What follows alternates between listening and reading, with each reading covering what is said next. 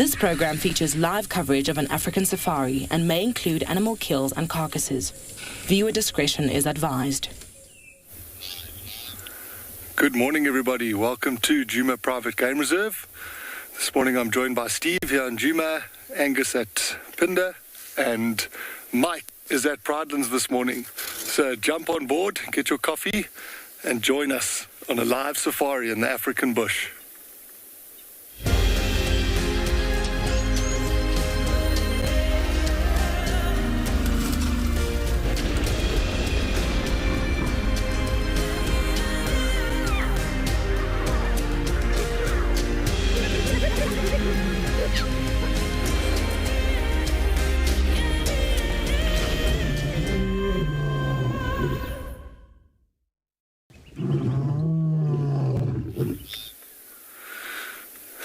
So welcome everybody. I'm with Darby this morning on camera. My name's John T. And we found some fresh leopard tracks just behind us at the dam. And we're going to drive on this road this morning and see if we can find any more sign of that leopard. Let's go.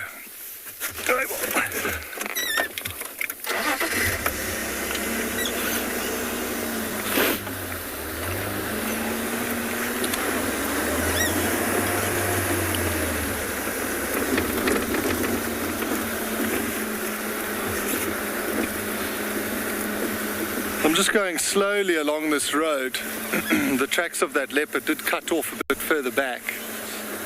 We want to see if they come out from this drainage line across this road.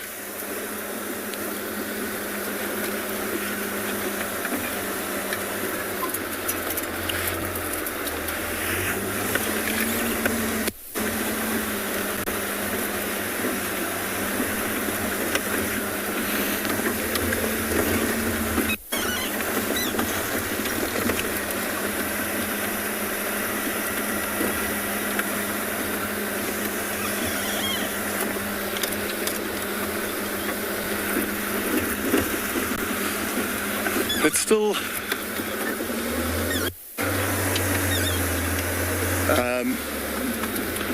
so it's a very clear morning, nice and cool. We're going to just be checking along here, still nice and cool. I'm sure that leopard's still on the move, hopefully.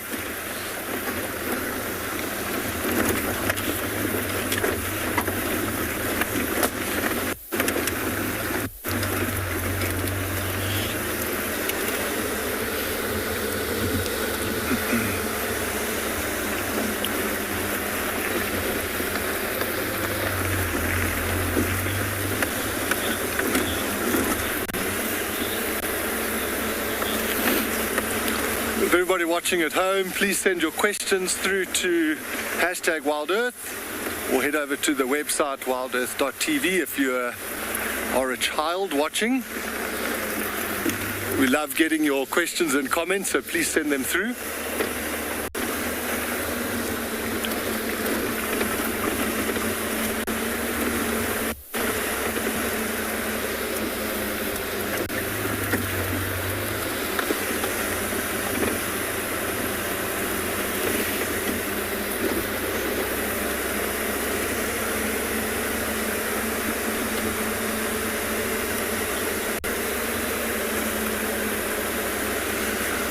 I'm just going to keep checking along this road.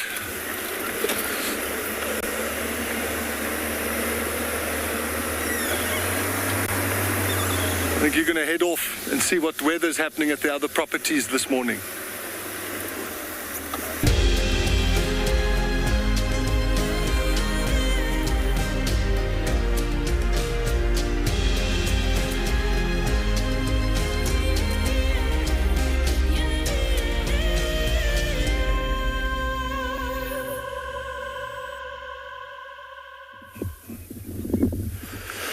Good morning and a beautiful sunrise here in Zululand.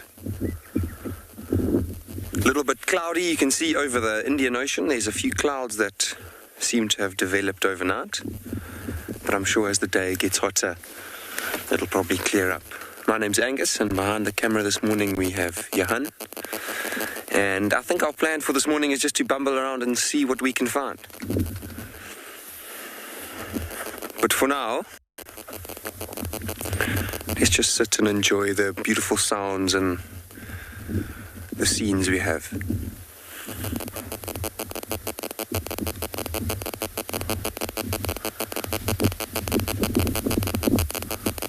There's just a slight breeze blowing through all the trees.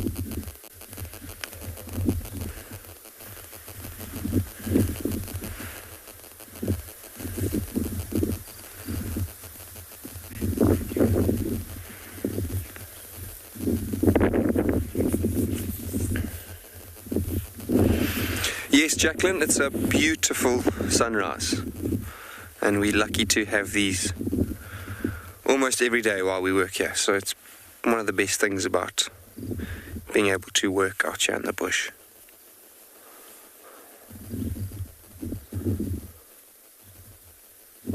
Typical African scenes of that beautiful savanna habitat.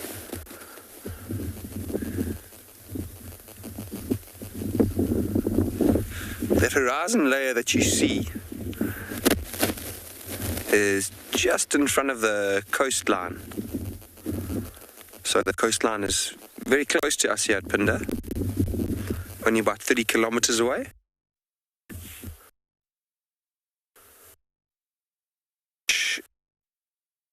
The reserve. So the proximity with the ocean has caused all this diverse ranges of habitats. I mentioned the savanna habitat that we are in currently, but we have up to 7 here on the reserve, including the beautiful sand forest,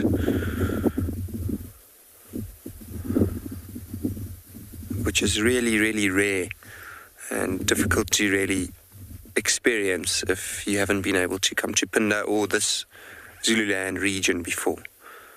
So if you're interested in going on a safari, it's worthwhile having a look at that and considering Phinda.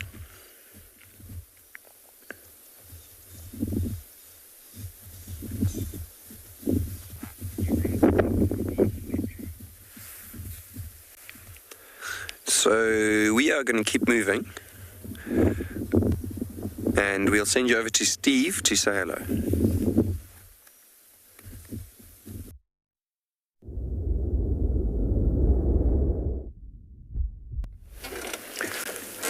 Good morning, everybody. Welcome to the dawn and welcome to Simbambili Private Game Reserve here in the Sabi Sands.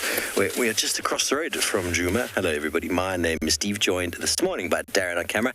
And as always, we are delighted, very excited to have you with us. Now, I believe some of you were a little bit concerned yesterday about where I might have been. I was on the back giving John T some guidance. So everything is good, everything is well. There's no reason to panic. Now, the lions have not moved very far. I think they spread out a bit because we actually could hear them when I was waking up this morning, and just before drive, we could hear lions calling not far from camp, and their tracks went into Simbambili, and then they've moved further and further closer to the gate. They don't spend a lot of time on this side of the road. They have, last time I was there, they crossed into Simbambili close to One-Eyed Pan. They spent the morning there, and then they crossed straight back again. It's not their territory. It's not a familiar space for them. But just across the road here is Buvsuk and Manyeleti. It's an area they were very familiar with. Very familiar with indeed. Now, I'm not sure, Darren, if you can see in the distance the giraffes all the way back there. It would be wonderful to see a pride of 11 and a male trying to go for some giraffe in the nice open areas. I saw about 5 or 6 of them before. And they've been looking, I haven't been certain as to whether they are looking at something or whether they've been feeding. They definitely look like they are looking at something, although there's a couple in the bush that are not. It's possible the lions are spread out. Not all of them are here. I haven't counted all of them here. But the angle they're looking at, it's possible that the lions have split up.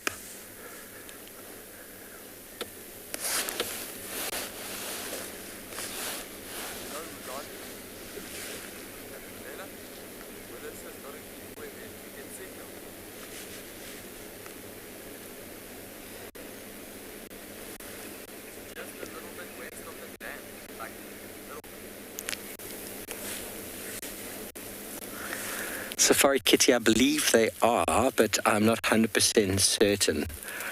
I'm not 100% certain. Oh, hello. Come on. Give me some attention, please. Bite my ear. Any attention will do. I'm not sure whether they are born scentless. The mothers for leopards and lions are often very secretive, and after a few days or a week, they have to move their youngsters because of the smell generated from them moving in and out of that area. But I'm not sure. I mean, like a puppy and a kitten have got a very particular smell, don't they? They're hidden away in dens so as to protect them. Impala lambs are born just there on the ground, and having no scent at birth obviously helps them to hide away and to bypass any scrutiny of a very strong and powerful nose. But I'm not certain about whether lion or leopard cubs are scentless at birth. If anybody is able to tell me, I would appreciate that. The light is just cresting over the trees and starting to light these animals up beautifully. You see the male on the left there, Darren. He's got a very intent stare. We are joined in the sighting by one of the Simbambili vehicles, my friend Justin. And the lion is a little bit more than eye level with the guests. And how does it make you feel, Darren, when they're that high up and looking directly at you? Nervous. Yeah, Darren's still coming to terms with the big cats here on the vehicle. The other morning he was on the car with us when we lost broadcast ability from Juma, and we stayed with the lions a little bit, and they walked past us a few times. And well, the first time you have lions walk right past your car, it definitely separates the bravest of them all. You do think, what I love about it, it's one of the reasons why I'm doing these men's trails to the wilderness, is big game on foot has a seriously impacting effect on one's ego and on one's sense of place and presence. You don't have to physically see them, but knowledge that they are around brings you right into the moment, and you forget about all of the other little things that are going on in your world. Hey, Darren, what were you thinking about the other day when the lion was walking past? The camera. Survival, eh? The camera, and just being in the moment. It's a very, very, very amazing feeling that humans on the African continent from early days lived with on a daily basis.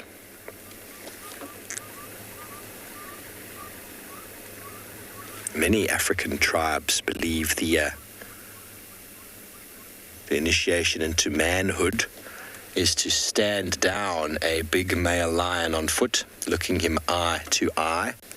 It takes a very courageous person to do so.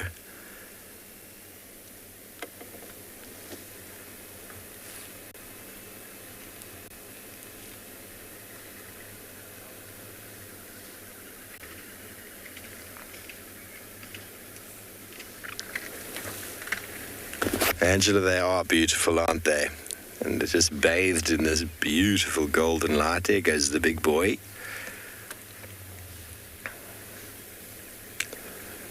Now, the lions are scattered through this little area here. As I said before, I'm not sure if they're all here. I counted at least 6. I didn't see the evoker male, but we heard lion calling on our way here, but they are definitely giraffe looking at something there. I might after this go and have a look, but it looks like these lions want to cross back over towards Bufosukjuma. There's a very thin little corridor where the gate is here, the Gowrie Gate. That basically is the entrance to Bufosuka and has a very close boundary with that of Manileti.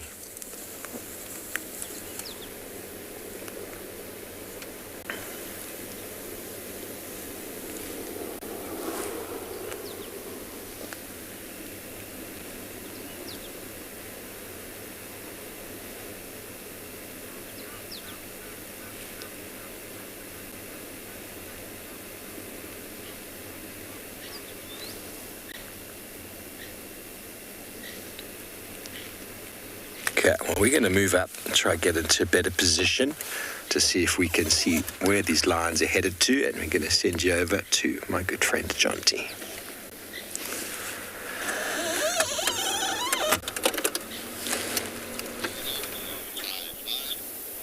Well, good luck, Steve. I hope those lions go somewhere awesome.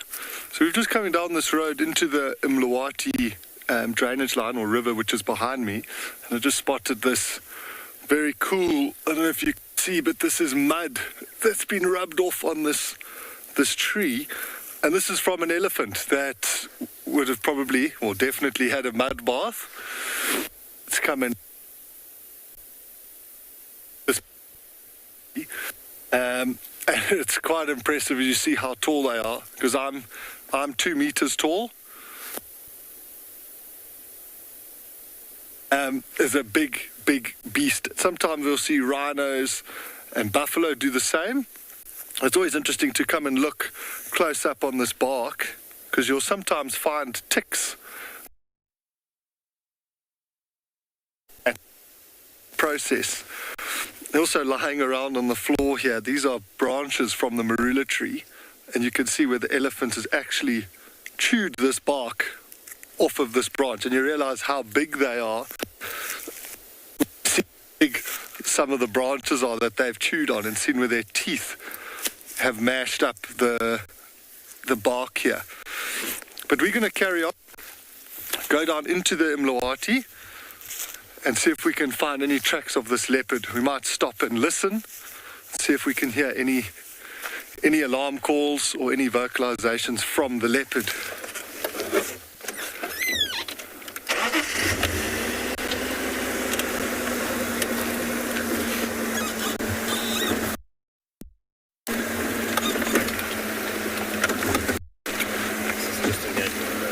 Okay, copied. It was Darby just telling me the best access.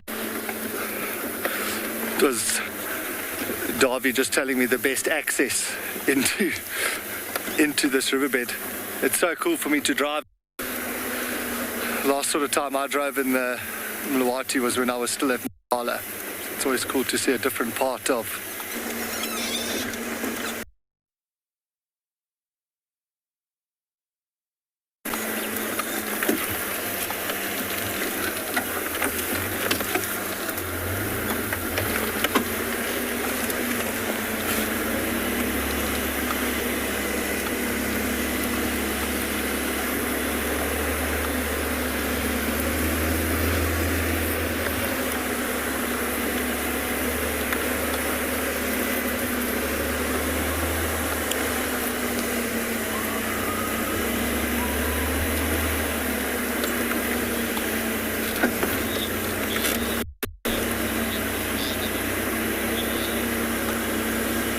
Jules, no, I have not seen Tingana before. That would be a real treat. Are we in Tingana's territory, Darby? One at a time. Oh. Before the free spirit. Ah, okay. So my chance is 0. Well, not impossible. Okay. So Darby says there's a chance. But this is a perfect sort of habitat to look for Tingana or any any leopard. With these thick vegetation along the sides, there's lots of big trees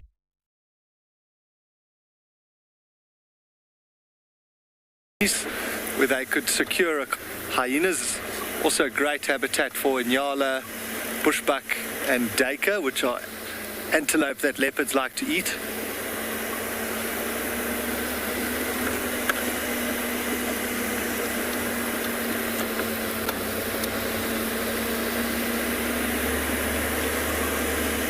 So what I like to do in these early mornings, especially in these sort of drainage line areas, is drive. We're going up here. Okay.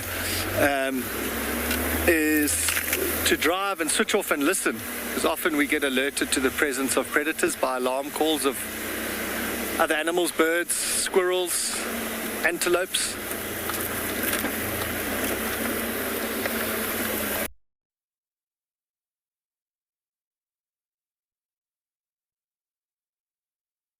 Okay.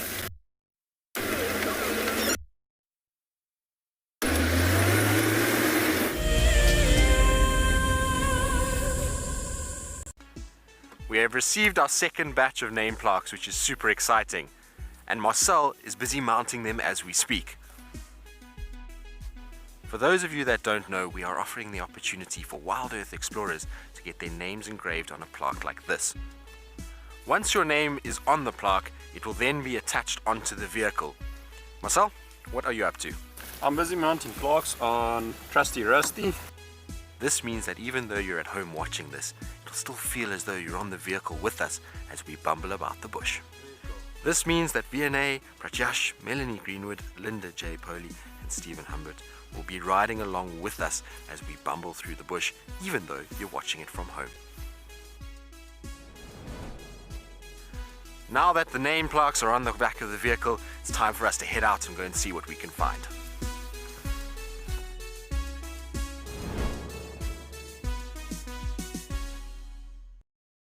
Founded in 1973, the Endangered Wildlife Trust has consistently and effectively worked towards achieving our conservation legacy.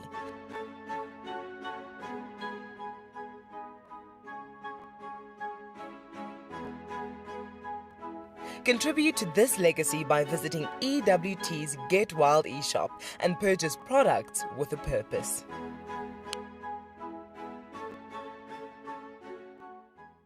My name is Ross and I'm a field guide at and Beyond Pinde Private Game Reserve. I love getting questions from guests on Wild Earth because I love sharing and learning information about nature with new people, and it also makes me feel like you're all joining me in real life. If you want to ask a question on Wild Earth, then you need to register on our website. Once registered, go to our live safari page and submit your question below our live feed. We have a baby pangolin, a baby pangolin. This is off the charts. This animal is about from your fingertips to your elbow. That's the total length of this animal. This is unreal. This is unreal. This is unreal. This is like now my 4th Christmas in a week. We should do this more often. Tune into Wild Earth every single day. It's in your nature.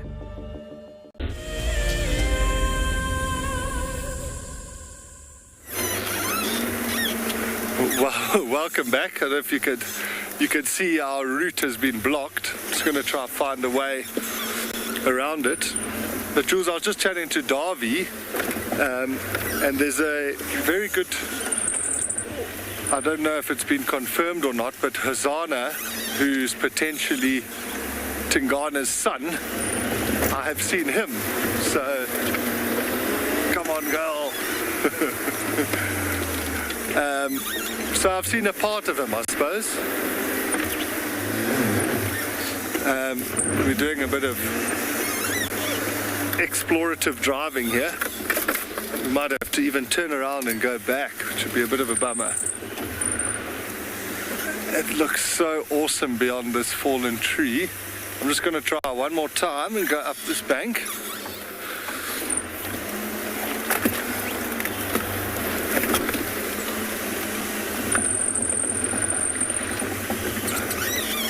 The wet grass is not helping.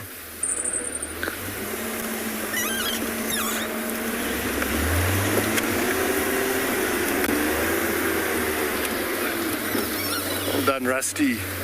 Oh, I wonder if we could squeeze through there. Let's try this way.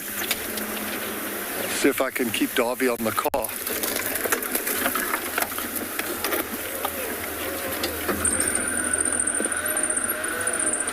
So yeah, like I was saying, Tingana's offspring did move into northern part of the Singita property just before I left, and he is a very, very beautiful leopard, and he's actually become territorial. So I suppose that's the circle, the full story of Tingana going full circle in his future generations.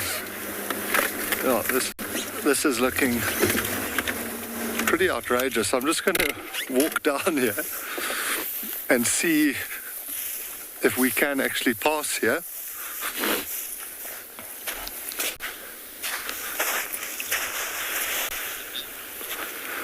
I'm just going to walk here and see if we can drive here. You're going to head over to Pinda and see what's happening there.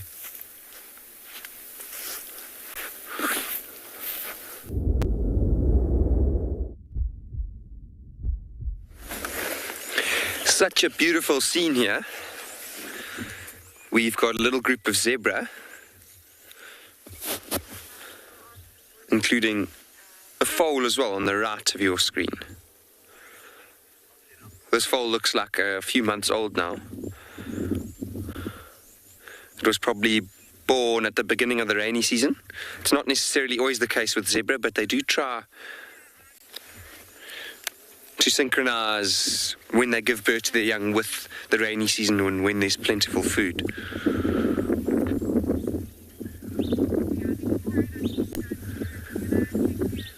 This will probably be a group of females. I haven't had much time to have a good look at all of them yet, with one stallion that would be with them. So typically with a group of zebra you'll find one dominant male, and he'll have to look after all the females in his little group, or what we call a band of zebra. Quite a fitting name, a band for a group of zebra.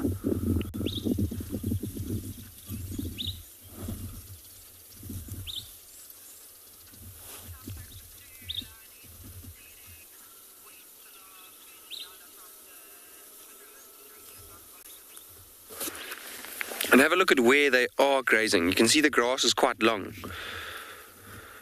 So unlike many of the other grazers in the bush, zebra actually prefer grass that's a little bit longer.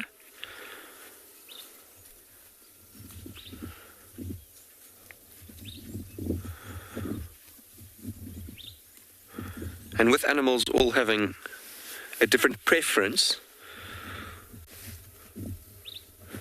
they all fulfill a different niche out here.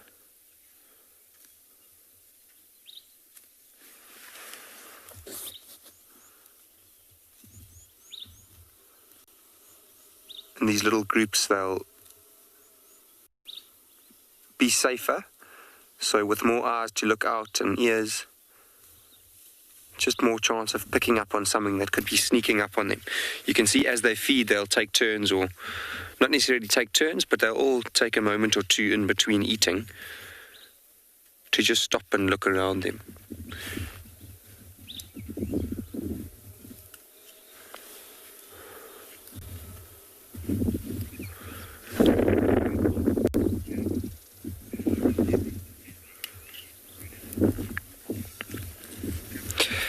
Jackson, it depends totally on what type of predator it is.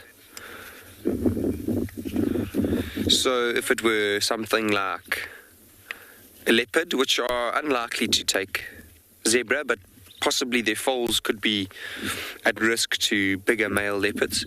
But what they'll do is they'll first alarm call to let the predator know that they've seen it.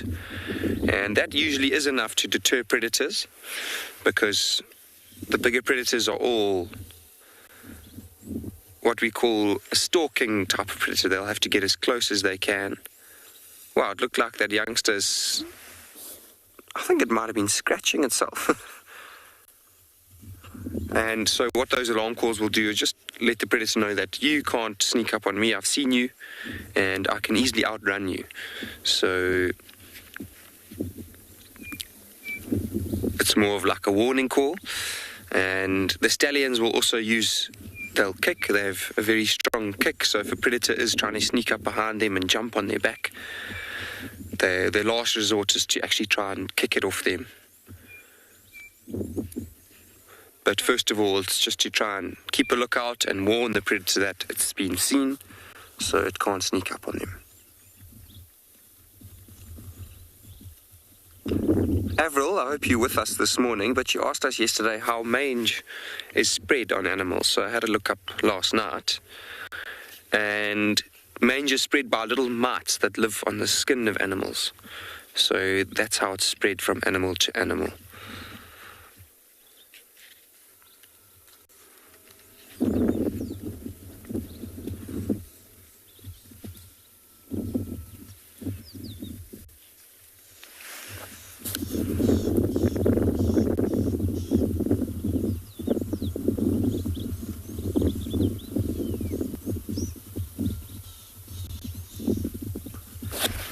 You can see it looks like the stallion of this little band has moved off.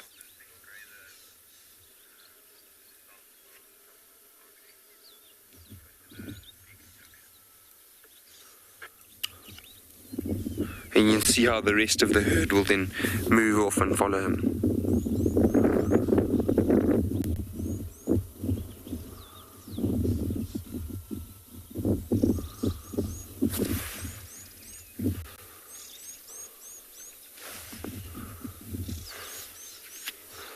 They do seem to be a little bit on edge, all these zebra. You can see they're taking a lot of time to stop and look around them.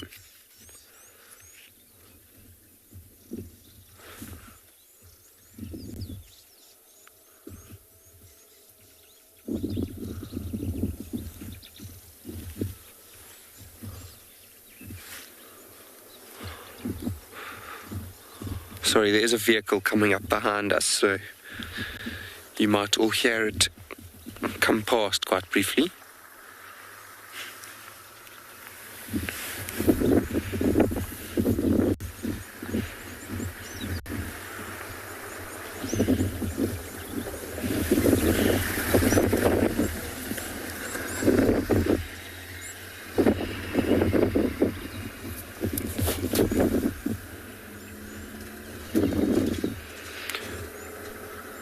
For now, we'll send you over to Proudlands for them to say hello.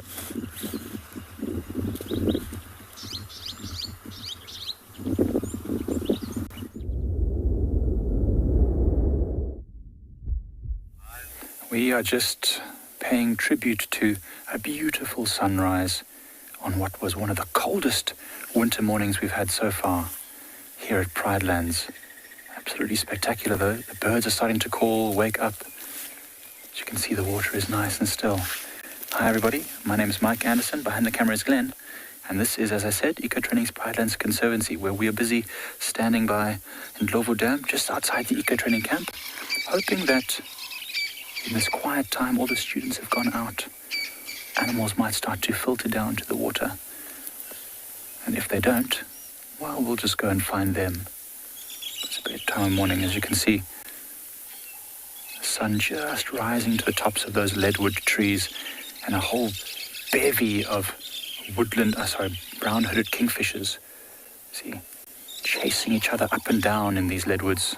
Probably some sort of a territorial dispute, I'm not sure.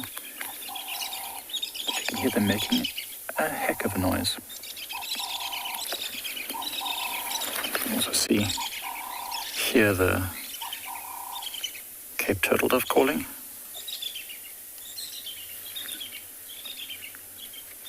It was a very cold morning, so a lot of the animals will probably be taking a little bit longer to get active today. But it's good because it means that animals like leopards, lions, other nocturnal predators could potentially be active a bit longer than normal. Maybe moving out onto places like Ndlovu Dam Wall to catch the sun rays and the good vantage points. I think it's going to get rather warm as well today. It's got that feeling often these crisp, clear mornings lead to nice, hot summer afternoons.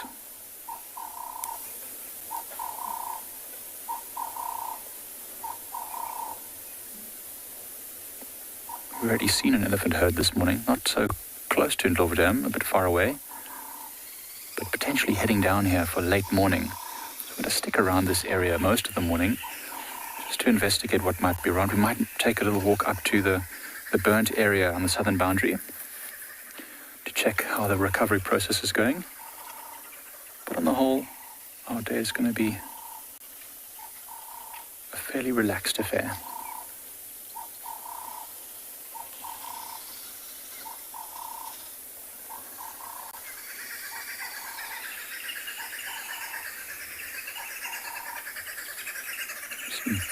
Green wood hoopoes cackling away behind us as well, also letting all the other wood hoopoo families know that they are still here. This is still their territory.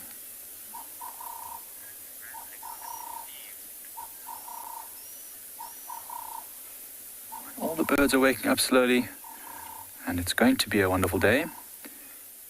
And someone else I think is probably having a wonderful morning is Steve, so we'll send you over to him.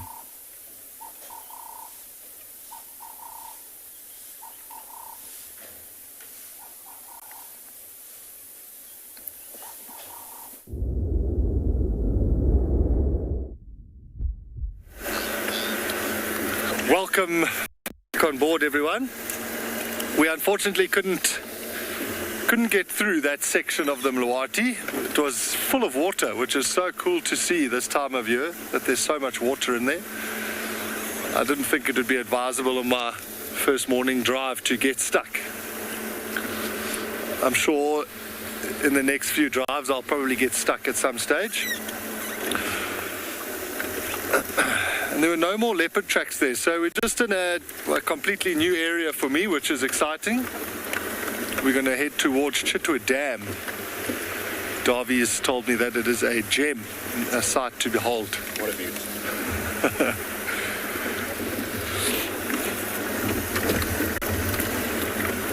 So as a guide, it's always exciting to be in a new place and explore and see new areas and new things. Throws me back to sort of training days when you had to learn roads.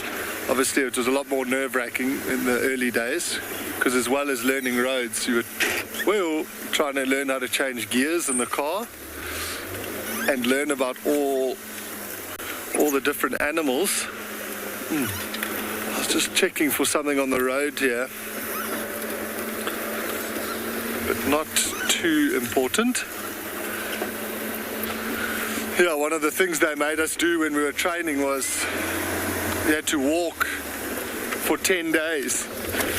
And they'd drop you off in the morning and pick you up at sunset, and you had to walk by yourself with a backpack and a radio.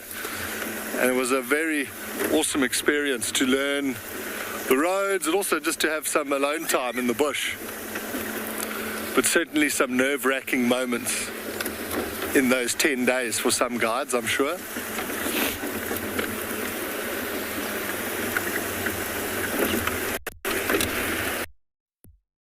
I'm sure.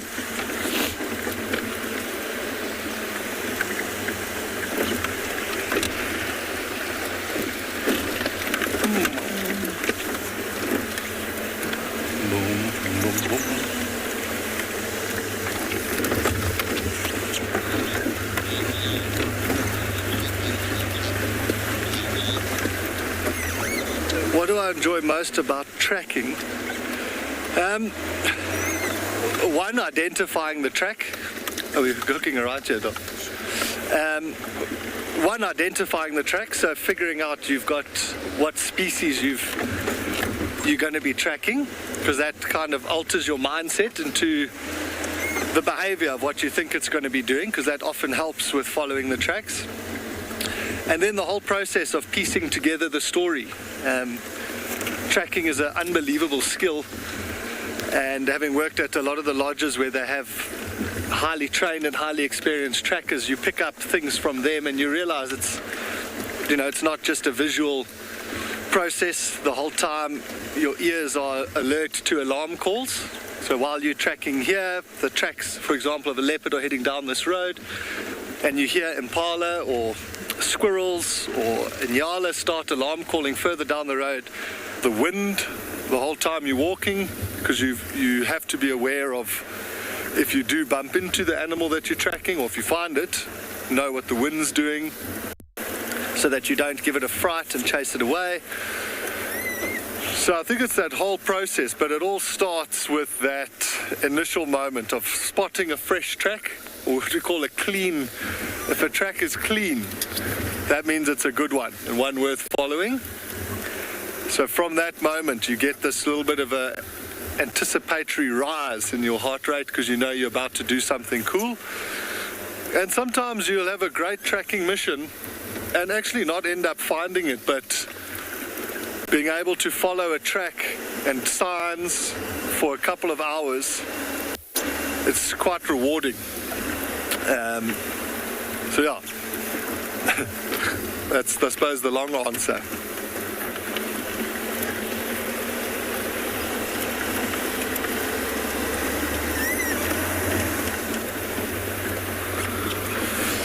But I must say, my skill level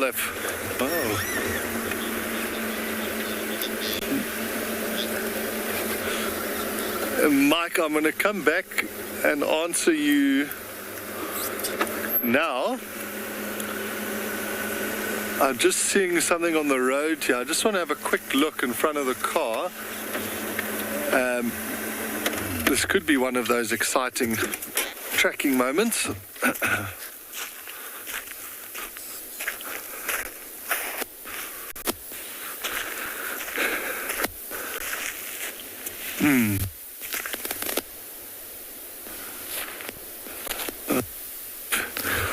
It does look like a drag mark coming on the road here, but it doesn't look so fresh. And it looks like a hyena dragging something. Okay. Darby's just telling me, so this is actually a different road, one that I didn't check yesterday, but that drag mark we found yesterday, this is that same drag going back to the den site. Cool. I did get excited there. Did I have any scary moments on those walks? Yes, there were quite a few. One of them was actually just the feeling of getting lost. So I had been, the idea is you stay on the roads and you have a radio so that you could call back if you bump into something and you feel like you can't get away from it or can't evade it. And the guys who set the route for you, they check on the roads that you're supposed to walk. They'll check for your footprints. So you do stick to the roads. And on this particular day, it was a very hot day, and I had ended up kind of plodding along with my head down, not really paying attention, which is pretty bad and dangerous. And I realized I'd walked into the middle of a very big herd of buffalo. Maybe 1,000 buffalo spread either side of the road. And I wasn't like right amongst them, but I could see that they were all around where I was. I climbed up on top of a termite mound and sat for a little while. And they started moving very, very slowly. And when I looked at the map, it looked like I could just cut across the corner and get to the next road and then carry on. And I cut across, and what I thought should have taken 10 minutes, I was walking for about an hour and a half, now just through the bush, and doubt started creeping into my mind. Had I actually been on the right road when I started with? Walked into the Kruger National Park, which was the park adjacent to where I was training, and fortunately I just took sort of one more, another 100 and actually popped out on the road, but it was quite a scary moment, feeling like I was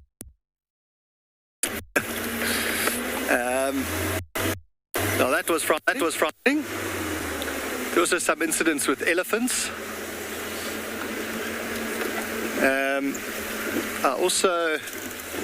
Elephants were quite scary. There was an area, it's actually at Ngala, to be worth asking the guide there when they're driving, but we always said there's a road on Ngala called Big Bend, and if you had to walk that road in summer, you needed to get a t-shirt or a medal. There was a lot of thick, long grass, a lot of buffalo in that area, and at that time there was a big pride of lions called the Pangolin pride. I think it was 23 lions that used to live in that area, and if you walked through there in summer, it was quite nerve-wracking.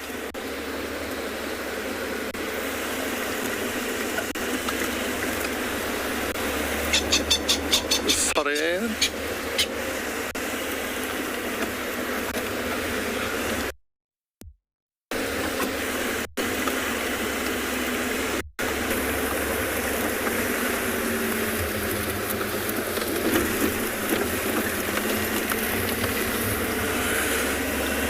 It's nice. The sun's coming out now, warming us up a little bit. We're going to carry on making our way towards Chitwa Dam. You're going to head over to Pinda and see what's happening there.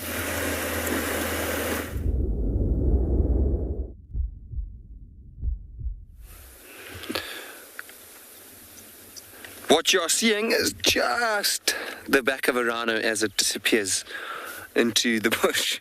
Typical that as we got here, it was staying still for a little while, and just before we go live, then he starts to walk away. Looked like quite a big rhino, and it could be a territorial bull in this area.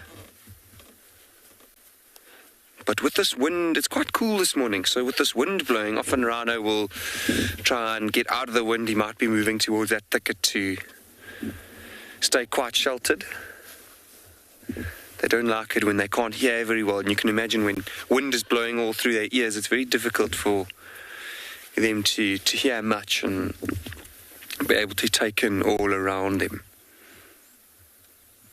But some beautiful scenery either way. We here quite close to one of the bigger mountains on the reserve called Tabankosi, which means Mountain of the King.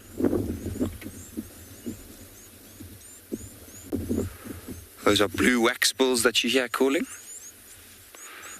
I can't actually see any of them at the moment.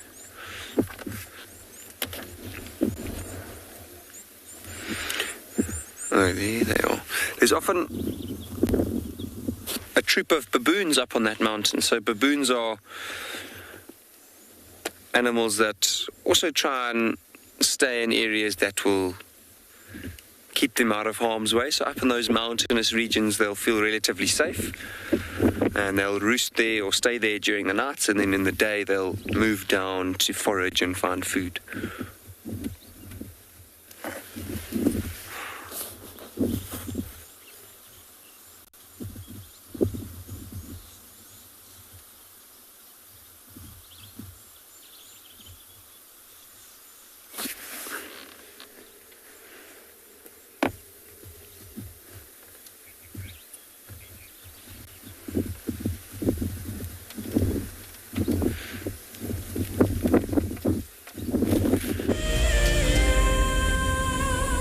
We all have a busy schedule and a lifestyle which is confined to stress and tensions.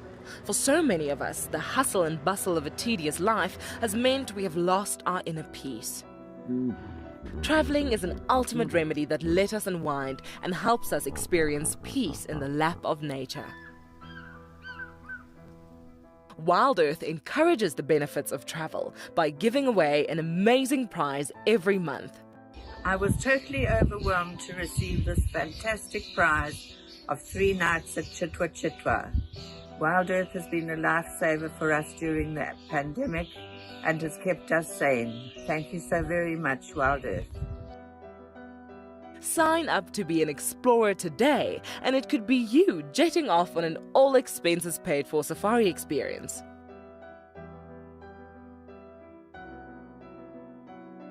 Wild Earth Explorers. It's in your nature.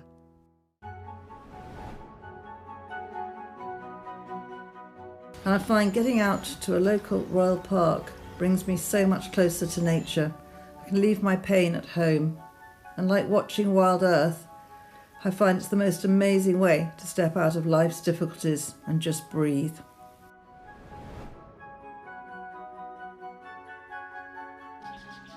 The chirping and fluttering of these Java finches at the feeder in our garden helps us start each day joyfully in connection with nature.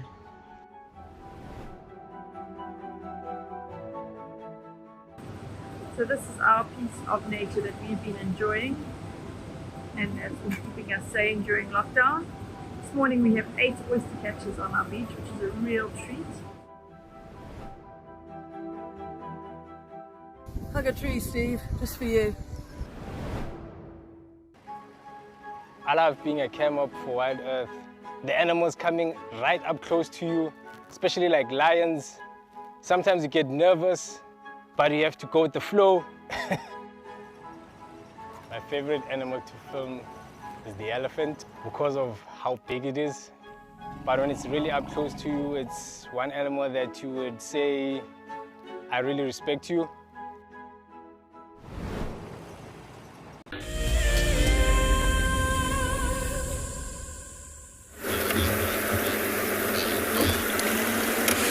Hello everybody, we're just checking our southern boundary. There were some female leopard tracks. Darby spotted some scat on the side of the road. Saw some tracks. It looks like they're heading south off of the property. We're just going to check this road. Darby tells me it heads towards Twin Dams. We'll just take a chance and see if the tracks pop out there.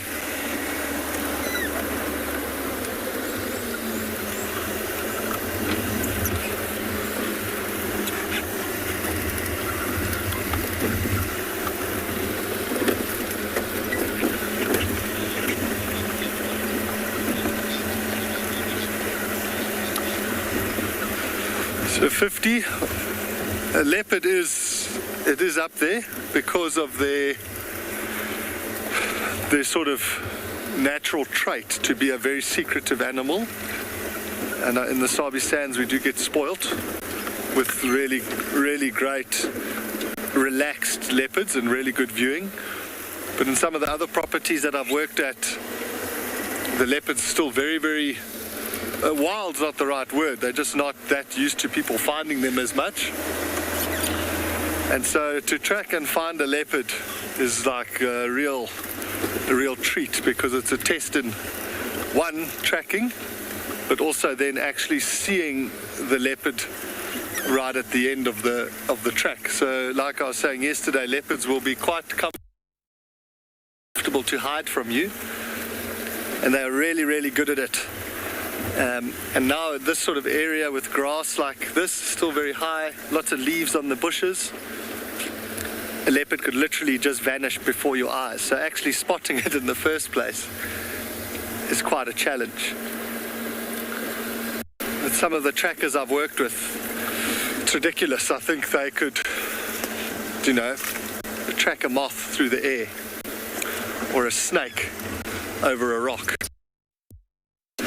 Sometimes you feel very inadequate walking with them, and they're following something and they're asking you if you can see it, and you just agree because you can't possibly see what they're seeing.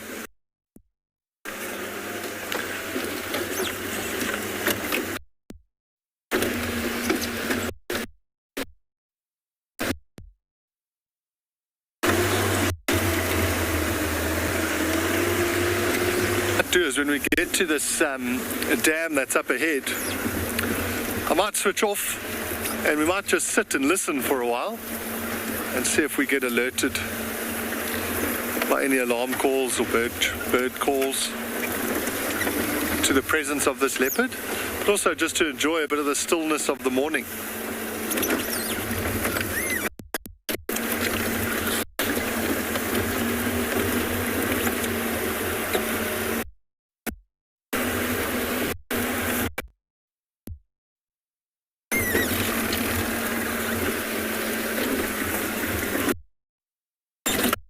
So you go in here.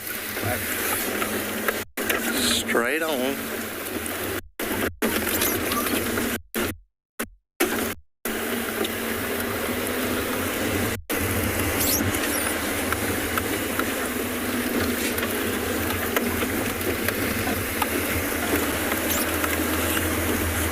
Smaller one here.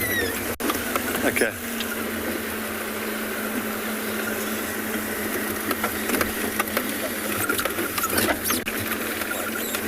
I'm going to stop here. There's a small little body of water here. You can see a pied kingfisher there.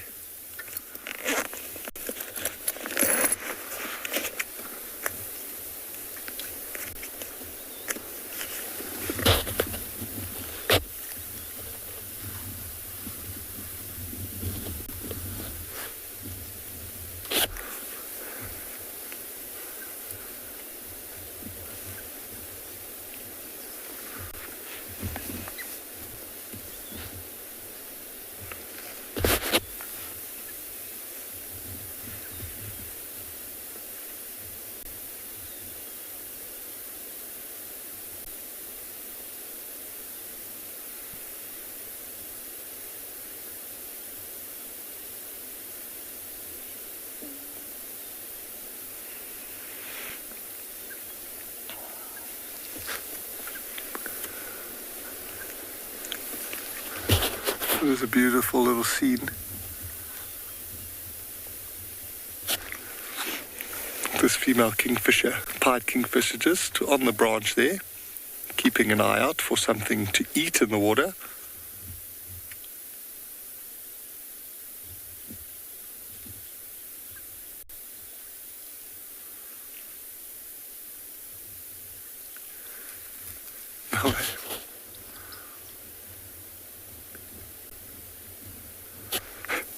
Greenback heron popped out there.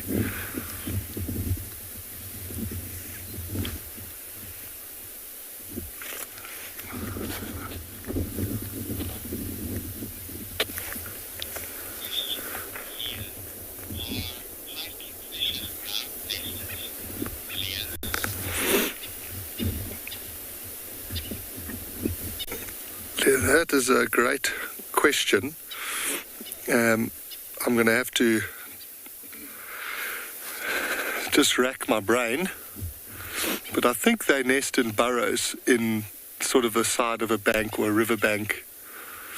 That would be where they would nest.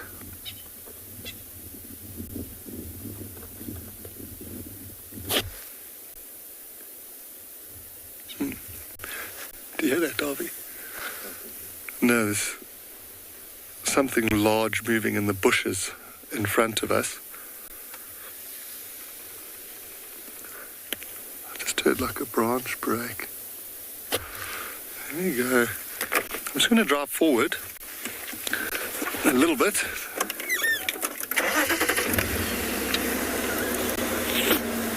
Well, I'd have to double check, but I'm pretty sure they nest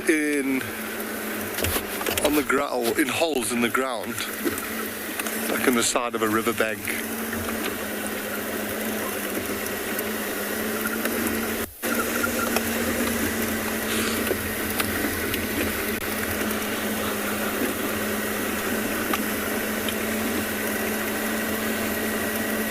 So I'm not sure exactly what I heard. It just sounded like something very large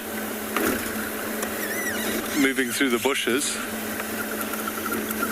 This looks like a very well-used road. I'm just going to go forward a little bit to then switch off and listen again.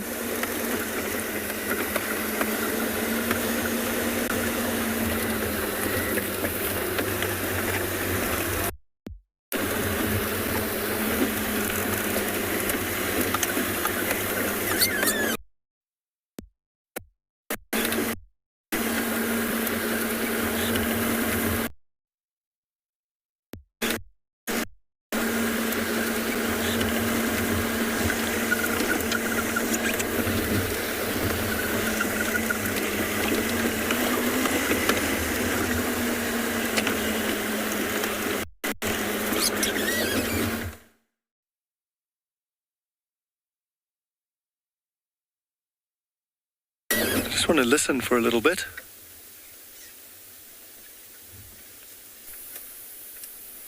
I just want to listen for a little bit.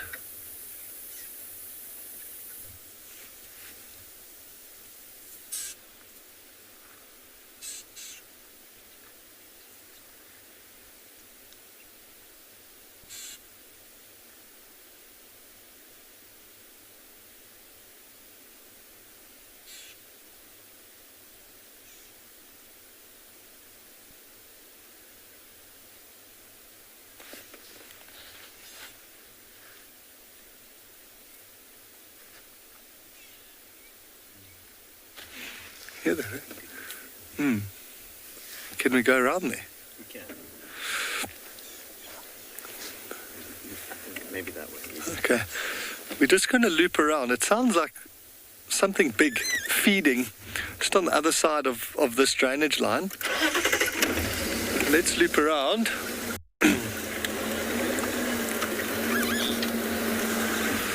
While we try to figure out what's feeding up here, you're going to head over to Steve, see what he has to say.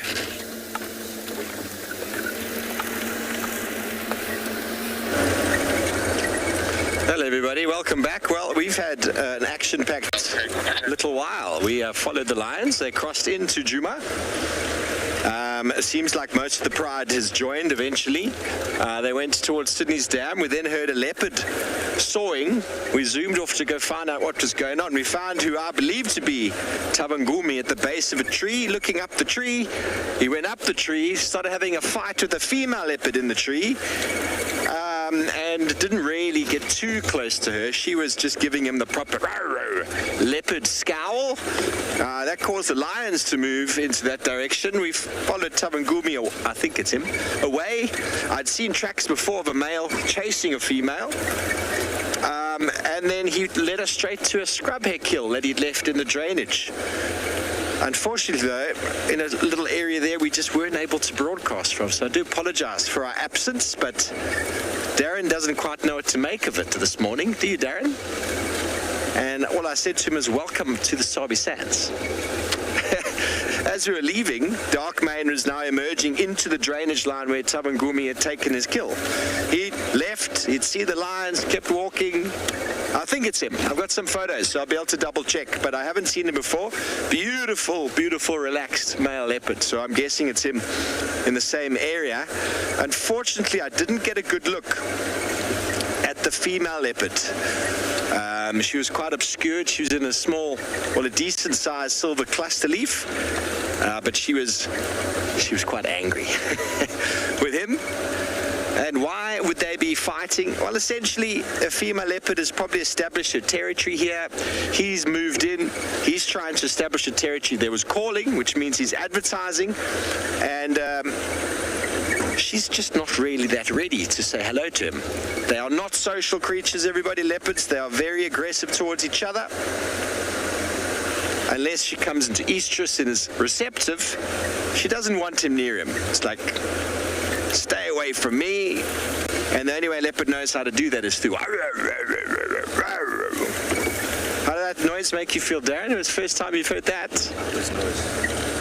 The best noise. You're starting to chill out a bit more on the back there. Eh? Takes a bit of time, everybody, but after a bit of time, that sort of noise becomes... No, you never get used to it. It's a wonderful sound. A leopard go...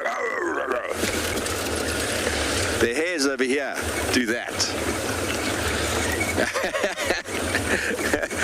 The incredible vocal sounds, and it works. It's designed to scare and intimidate, and that's what it does. They don't have to physically attack or do anything. They just have to make that noise, and it's enough noise often to keep an aggressor at bay, and it worked. Tabangumi wasn't really that interested in getting up a tree and getting all these cats of 9 lives across the face, 10 lives. So anyway, what I feel happened is that he found her, she'd made the kill, the scrubhair kill, and then he chased her, because that's what the tracks indicated, because he followed back on a trail. He was sniffing directly to a scrubhair that he definitely didn't kill there, because we saw him just pick it up. Anyway, we're going to go back towards Woodpecker Dam and maybe give John-T and the guys a hand on tracks of that male leopard, and we're going to quickly send you over to Mike.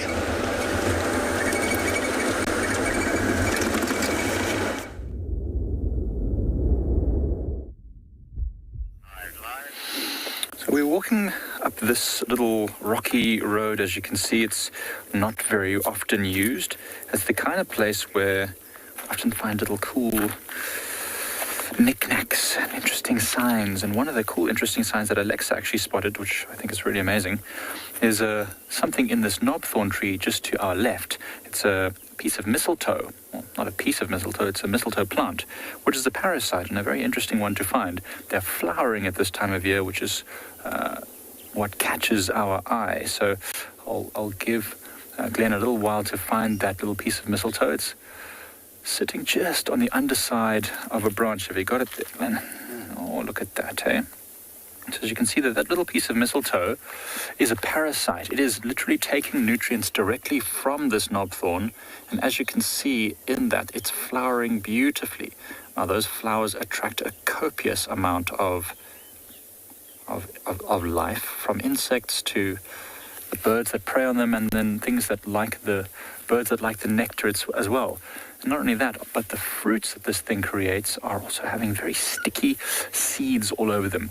And so when the birds feed on the fruits, when they get to the nectar, when they go and clean themselves, or even when they defecate, those seeds stick to the next tree. They sit on the next branch, and that means that they germinate right there. The tap roots go directly into the cambium layer of that knobthorn, and they take the nutrients. Now, that parasite is very small in comparison to the size of the tree, so it's quite similar, I suppose, to the relationship of a tick on a buffalo. One single tick is not going to be doing too much, but if there becomes many ticks on this, or many mistletoes on one branch, you might find that branch starting to have a less life on it, because of course it's sucking nutrients directly from it. But it's nice to see, and they seem to love this knobthorn area. I don't know if it's so much the knobthorns that they like, or if it's just the fact that there's quite a few of them here, so it's sort of spreading from there. But birds really love these things. I mean, you see sunbirds often in trees where there's mistletoes, and I know barbets particularly are often seen eating the fruits from these things.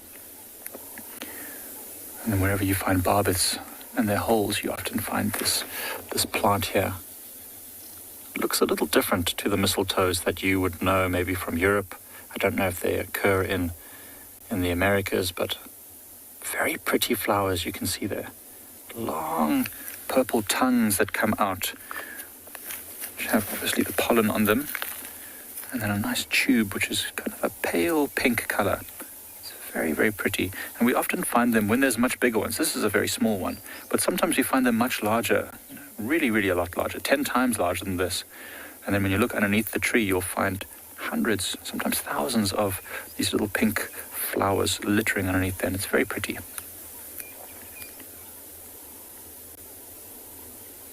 I don't know if we'll find another one that's as low as this one. This one's just a couple meters off the ground. Usually they're high up in the crown of the tree. I suppose the seeds must have dropped down from higher up onto this branch. Trying to think if I can see another one. No, I can't see another one. But what we're going to do from this mistletoe now is we're going to head ourselves up this path where we were walking on the access road from Eco Training Camp towards what is our main northwest road. But it was a bit too overdriven from the Eco Training vehicles leaving out. So that's why we've gone onto this side road, which is very rarely used. And from here we're going to head up in that direction, which is south, towards where that burnt area was that we filmed a few days ago. We'd like to see what some of those little grasses are doing now, to see if they're changing at all, if there are new things growing, if there's new life. We saw a few mongooses walking around there because, of course, now that it's nice and open, they can really find all those little nooks and crannies where there might be rodent runs. But we'll keep you updated as we go. In the meantime, we'll send you over to Steve.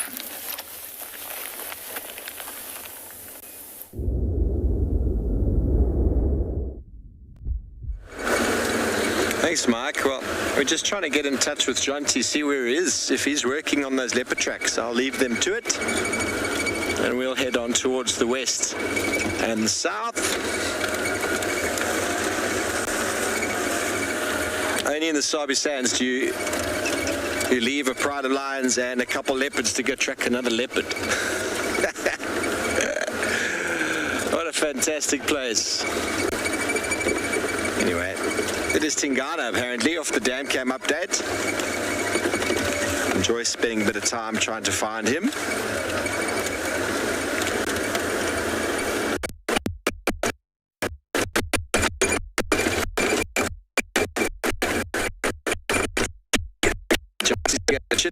I'll get a little listen. There we go. This male leopard walked here last night. I wonder who it was. It's just obscured by the light there, by the sun. I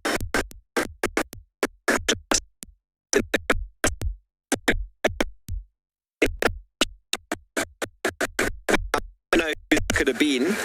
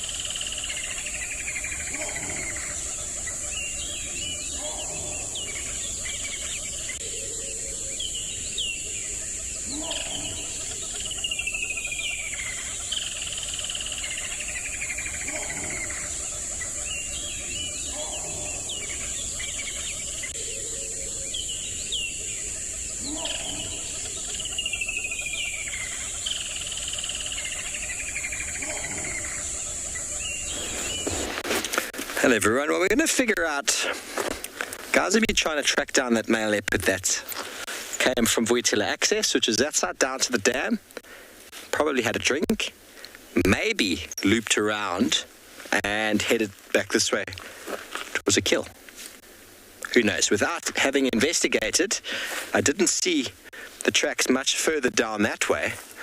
So I'm going to drive back this side and keep looking in the drainage on this side, see if maybe I can figure out if this is the same animal that walked. I don't know if you can see it, not very clear, but he walked right over there and walked straight. This Western Quarantine area is an area we often used to have Hukumuri, Shadulu, Tingana, and now Mawati moving across. It's kind of an area that sort of goes across Quarantine, which is the open area with the dense area. It's a perfect sort of route for a leopard to walk because they've got the cover of going into the bush and they've got the open area of where they like to stalk and hunt animals. So this Western Quarantine Road, you've probably heard us mention it if you're new to the show. We mention it all the time. It's a road that runs on the western side of Quarantine. Quarantine's this big open area here, and this is a road we check for tracks. So I'm just going to follow it up a little bit. If it joins those tracks on Voyatilla access and then heads down, then it's the same leopard, but then I'll come around and check if it came back, because sometimes these animals will go on a patrol, sometimes they go straight to water to drink. Tingana isn't really being territorial at the moment, so he'd probably go straight to water and drink if he had a kill. He wouldn't be walking in a big loop. He'd go straight. The dam, quickest access is straight that way. So to have walked all the way around here to go back again, if he had a kill, would be a little bit extra energy than required, but it could have been him walking around hunting, which is what they do.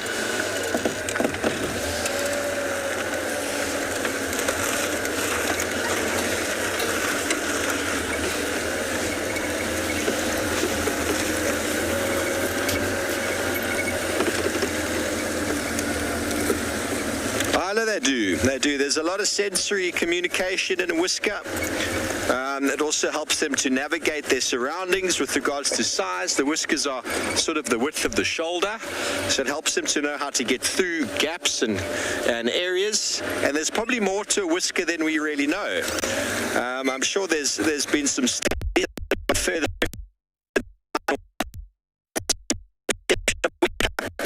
But no doubt, I'm still here. No doubt they're very sensitive, and I wonder what else they can pick up in the environment. I mean, they must be there. You know, they must be there for quite a few reasons. I suppose I've got a few whiskers that are just there to keep my face warm, but leopards or cats' whiskers stand out on their face. Erectile bristles you find in certain flycatchers and in the nightjar are used for all sorts of things. I mean, possibly in the flycatchers is used for protecting the eyes against insects that flailing their legs, and in a nightjar, no doubt, it's got some nocturnal sensory sort of ability. So much so, they've designed a toe. Yeah. I've been waiting for this moment. A toe. I've got a box of bird's feet, everybody. I know you might think I'm a bit weird, and that's okay. I don't mind if you think I'm weird. But I found a nightjar dead on the road, and I harvested its foot. So I'm going to just put this over there. Get some form of pointy. Sorry, I can't find my pointy. I'm going to use the bottom. But can you see this bit just on the side here? That is a comb on the nightjar's toe, designed exclusively for combing his erectile bristles. It's called a Pectinate Claw. You see all the other toes below, they're quite reduced. There doesn't seem to be much other purpose for them, potentially for perching.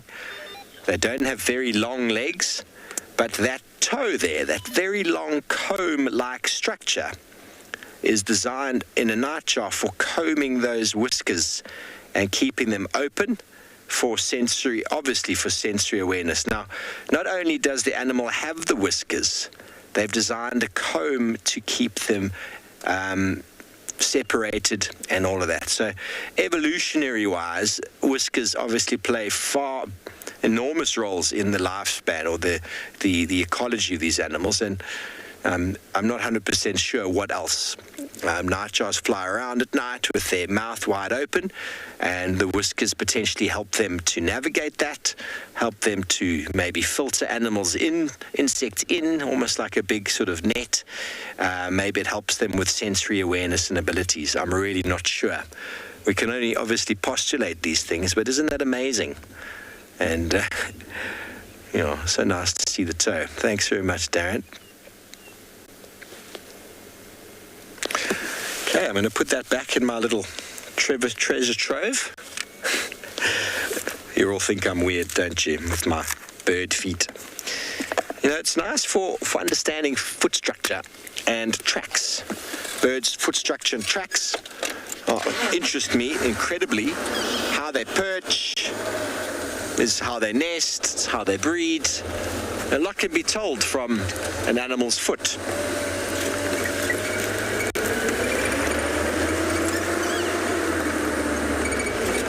All of my awesome and weird, I'll take it. All of the birds' feet that I have harvested are from dead animals. They've died.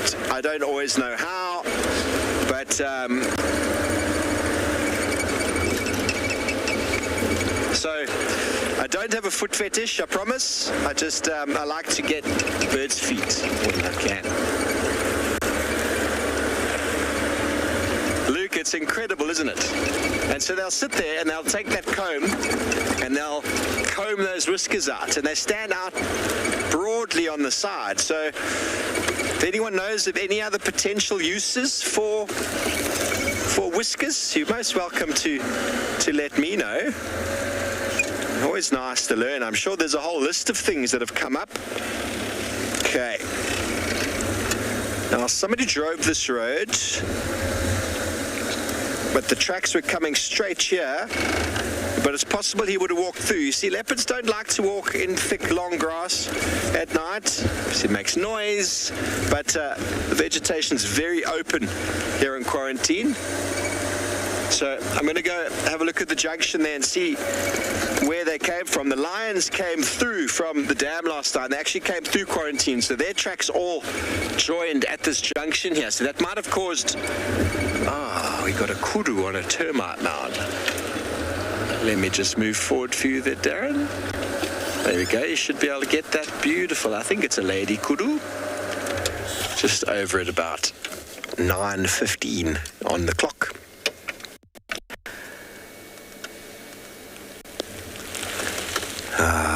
Hello, kudu. Such elegantly beautiful animals.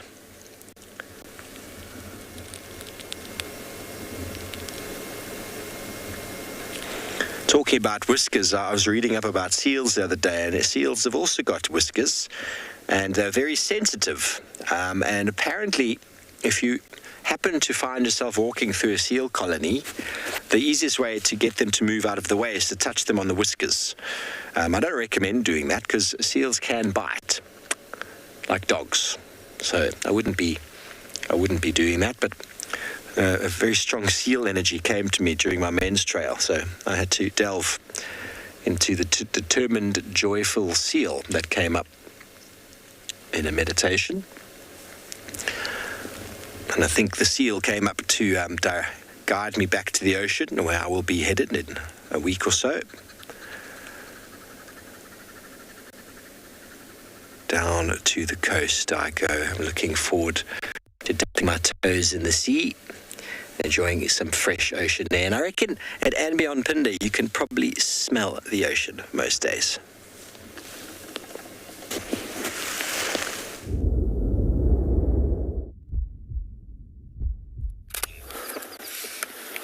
Wow, we have a gorgeous scene here. So all those trees that you're seeing are fever trees. And it's such a beautiful setting to find a little vervet monkey. You can see it's found a nice comfortable spot on that big branch that seems to be leaning over a little bit. And then I can see some more monkeys jumping around in another fever tree further back. So we spoke a little bit about monkeys yesterday, and this seems like a troop that hangs around here. There's also a lot of sycamore fig trees, which are fruiting at this time of year, so there's a lot of food for them around here.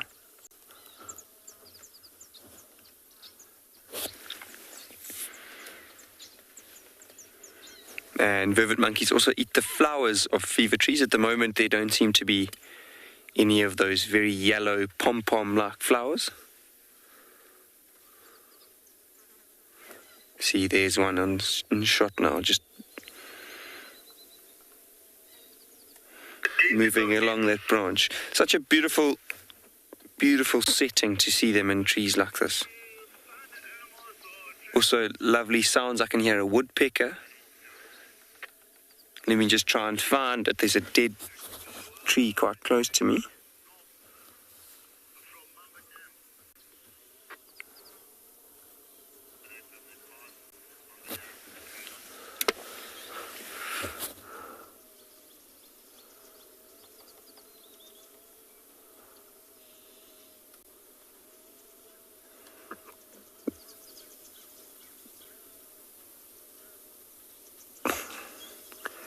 Can see that monkey's just taking it easy for the moment.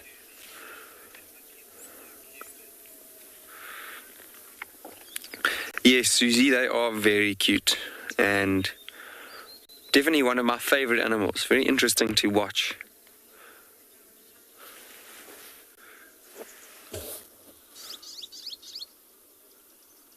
And this one actually quite still, but usually very active little animals.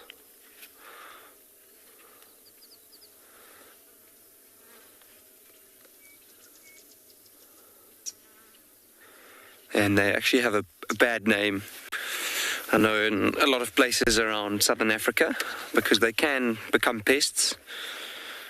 but it's just what they've had to do to survive, basically. So they were in these areas before humans arrived, and now they're doing whatever they can. So I know in a lot of coastal towns around South Africa, they can become quite a pest, and they cause a lot of destruction in terms of they make a mess. But I think we do have to give them credit for being able to survive in cities nowadays, which is remarkable in some aspects.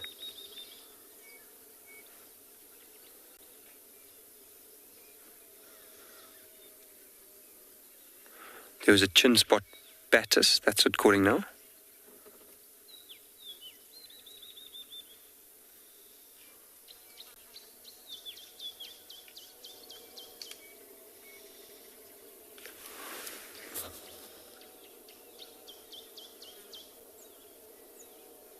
Oh, there's an orange-breasted bush shark as well. If we could get that on camera, that would be amazing as well. Let me just try. Oh, it's already gone. Oh, there. Okay.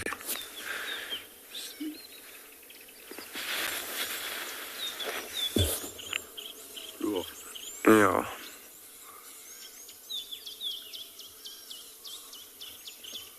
Such a beautiful area for birding because of all these big fruiting trees. So it's actually lovely to just sit here and listen.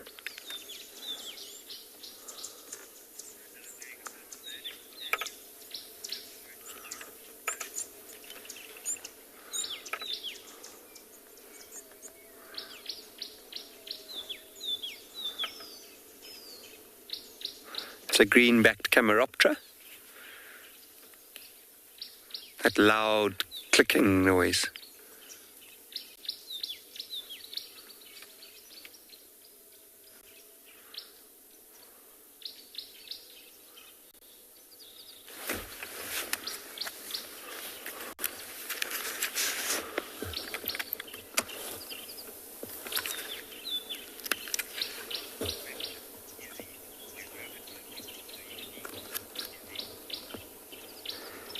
Is he not really? So predominantly they'll feed on insects and fruit. So they are considered omnivorous. But no, they don't really eat meat. I know animals like baboons have been known to actually catch and kill baby nyala, which they actually have quite a good relationship with most of the time. So as monkeys and baboons feed, especially under fig trees like this, they will drop fruit, and then nyala, which eat fallen fruit, will then feed underneath the trees. So it's a little bit strange that nyala would hang around an animal like a baboon, which would actually put sometimes their little lambs in danger.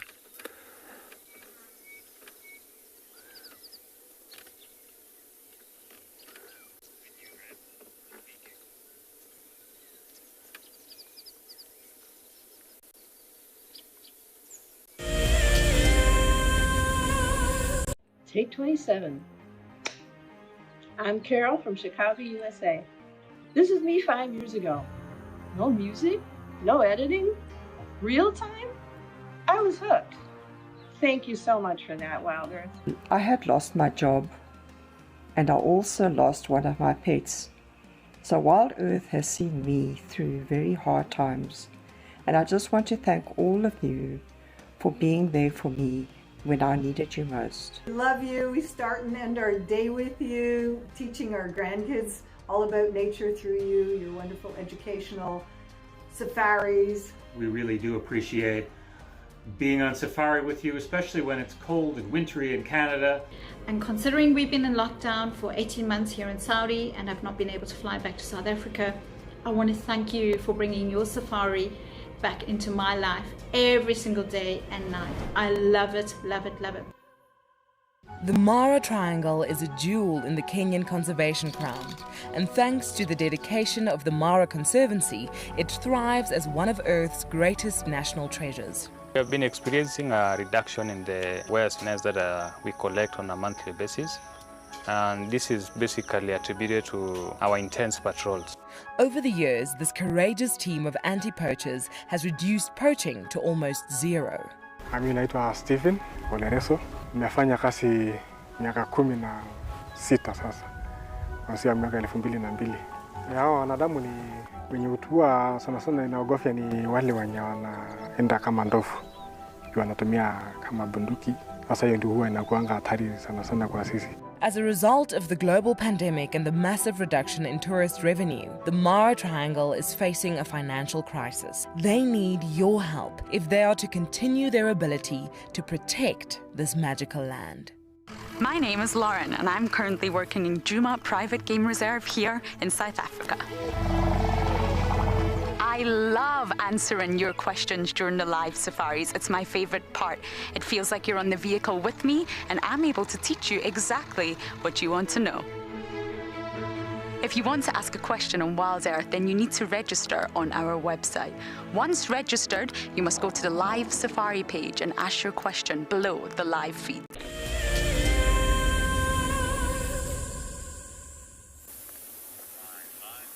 As you can see, regrowth happens remarkably quickly. So 2 full days ago, I think it was the 3rd morning ago, that we saw this little patch of grass, this exact same patch of grass, and I had to move all the dried, burnt grass out the way to show you a hint of green. And now you can see the green is bursting forth quickly, and not just on this patch of grass, on all the patches of grasses around here. Every single little piece that I can see has a little bit of life coming out of it now, which is spectacular.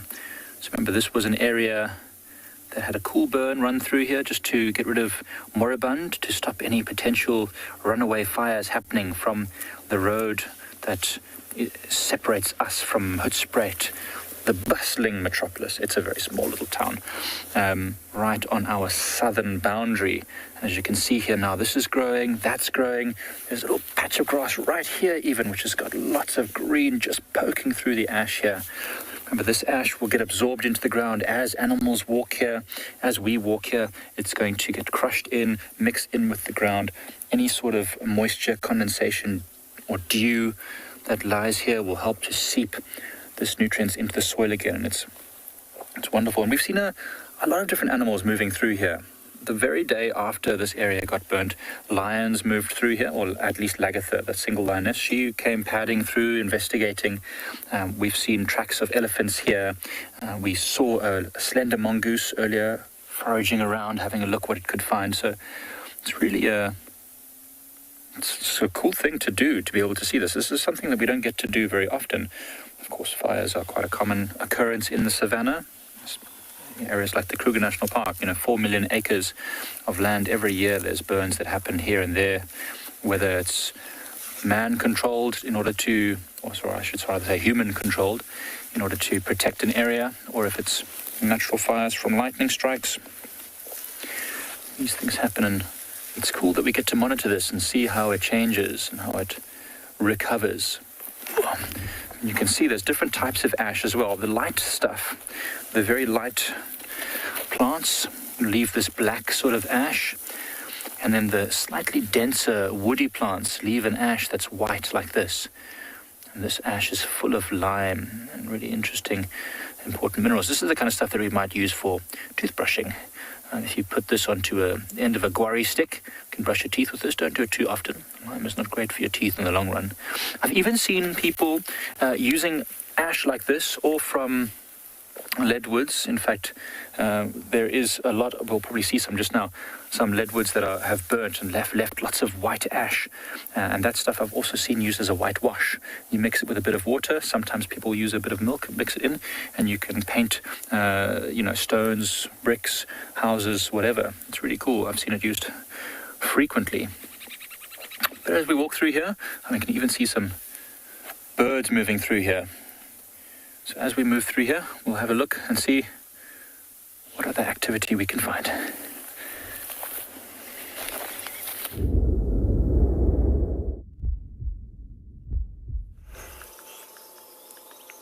Welcome back. So in that last segment I mentioned I could hear a woodpecker and we've managed to find her. This is a female bearded woodpecker. So the males have a little bit of red on their crest, and you can see this one has just all black colouring on its head, and that what she's doing, you can see she's actually she's not digging a hole for herself to nest in. She's trying to remove a little bit of bark. See how she's moving around from place to place. And what she'll be doing is trying to find little beetles and larvae underneath that bark. Let's just wait. I'm sure she'll move around at some point soon. So awesome to see a woodpecker feeding like this, and we're actually very close by to her. So it's quite special for me as well. There she comes.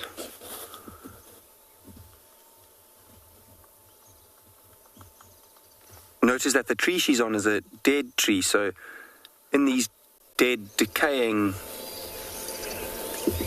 pieces of wood, it's often where beetles and insects will lay their eggs and where the larvae will hatch. And that's probably why she's chosen to come and search for food on this fallen over tree.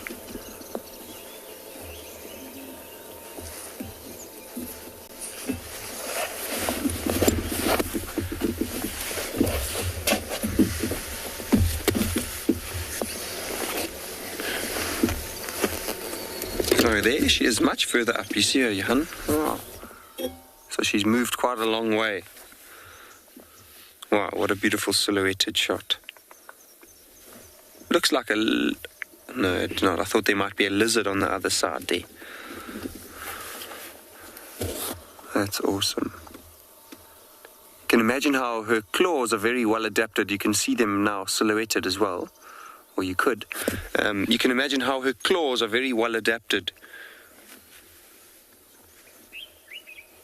to clinging onto branches. She was totally underneath that one.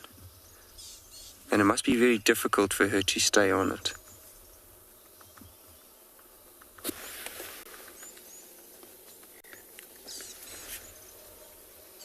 I love the sounds they make as they're tapping away.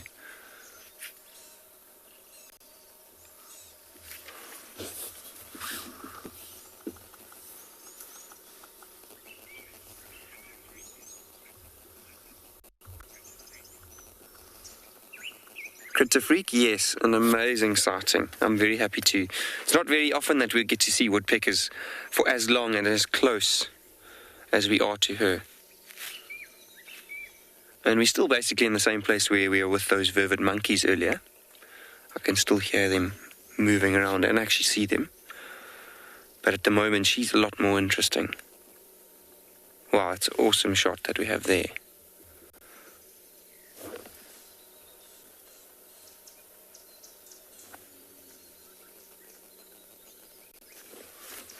We've just lost her for the moment. Oh, there, she's just above the ground.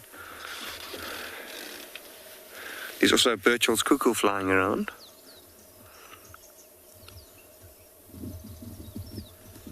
You can see woodpeckers, though, often have very streaky and spotty plumage. So you'll notice on her, there's quite a lot of white flecks on her back.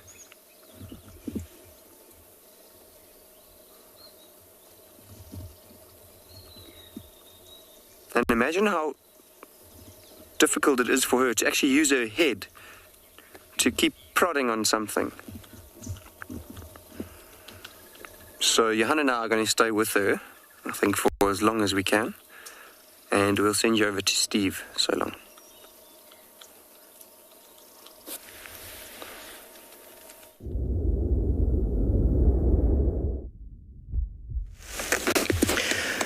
Thanks, Angus. Well, lovely to do a spot of birding. We've got a bearded animal here as well. Well, it's not a woodpecker, and it's not the white bearded canoe either. It is the brindled or blue canoe, also known as the wildebeest.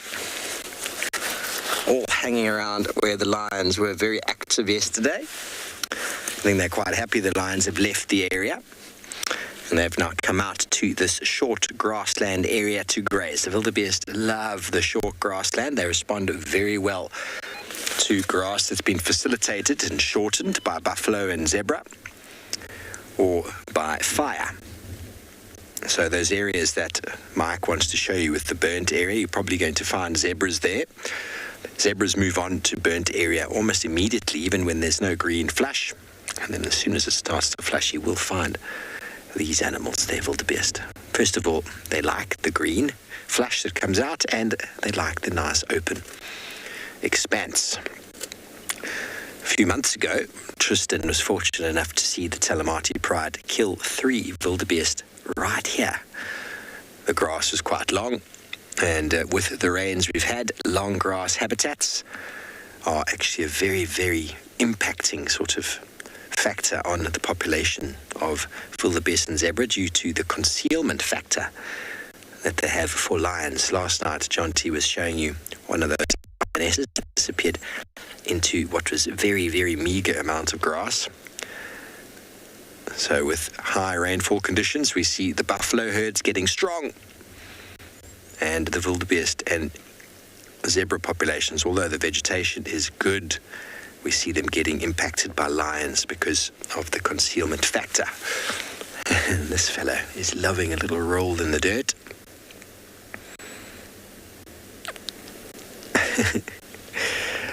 So a very good indication of a relaxed natured animal. Feeding, rolling in the dirt, doing all of their territorial behaviors.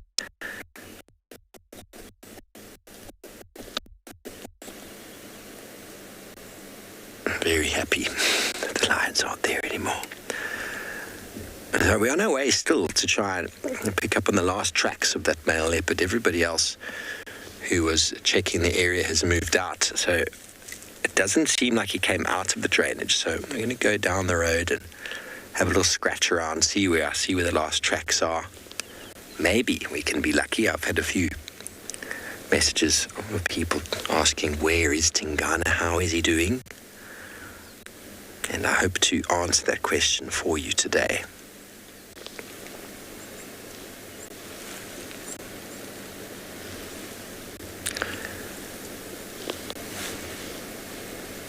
The sun is beating down now. It's starting to get quite warm. I think it's time to remove a couple of layers.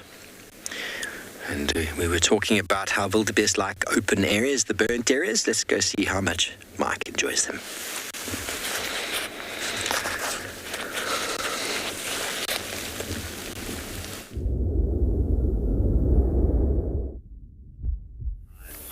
As you can see here, we've walked a bit further in and we've found a piece of old marula which is still smouldering, and this is now almost a full week. I think it is a full week since the fire came through here. So it's very, very amazing to see how these things can trap this heat and this temperature for long enough. Now, luckily, there's nothing around it that can catch fire, so this shouldn't be able to spread. But it is important to follow up. So what we'll probably do is actually douse this with a little bit of water, just because if we do have any sort of hectic, windy weather that comes through here, it could cause this fire to jump. So you can really see it smoldering in there, and it must have been protected. You know, this is not a hard wood, it's a fairly soft wood. So the fact that it is still smoldering means that it must have been protected from the worst of the weather. And considering how cold it was this morning, it was about 10 degrees this morning centigrade, which is really, really quite chilly. So that's amazing. And let's see if I can throw a little bit of water on it. It'll probably make quite a lot of smoke. Look. All this ash creates a very insulating layer that keeps the heat in there. Wow. That's a lot of latent heat.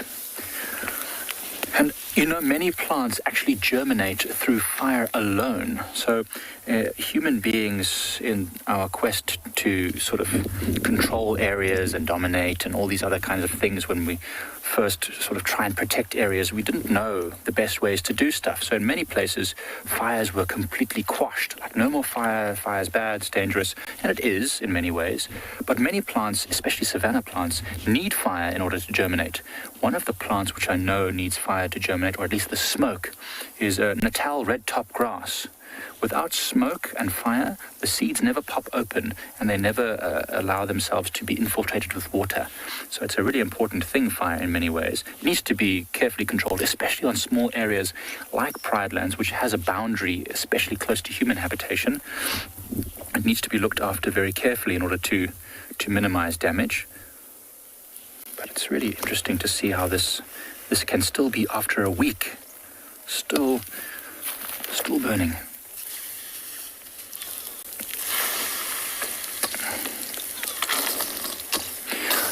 Mandy, fault fires happen in nature probably between every 5 to 15 years, and it all depends on the conditions of the season. If it's going to be a very dry season, let's say after droughts, we often have lots of fires, especially when lightning storms come along.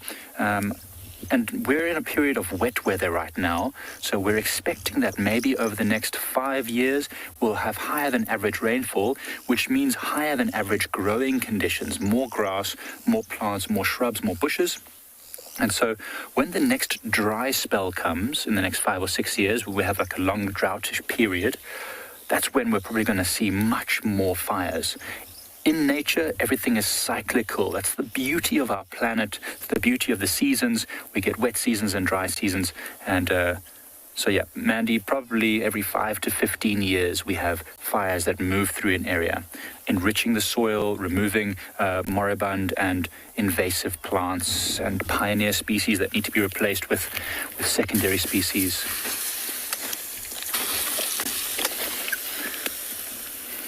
Important work, and it's one of the things we teach our students, is the importance of conservation management and also the importance and dangers of fire. Now, I certainly have used up most of my water that I have.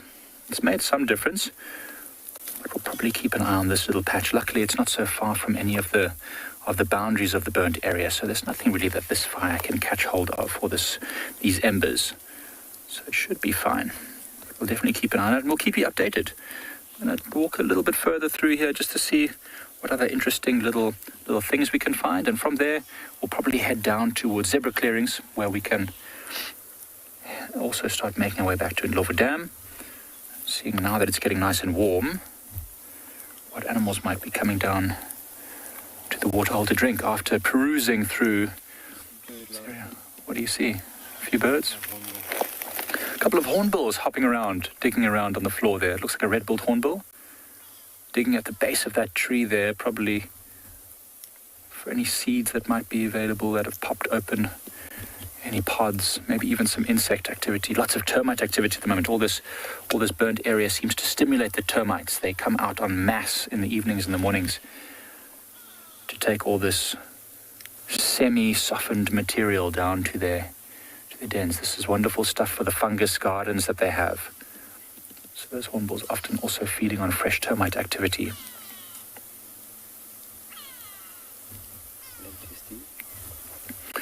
Right, so we're going to, as we make our way through here, be sending you over to Steve in the meantime.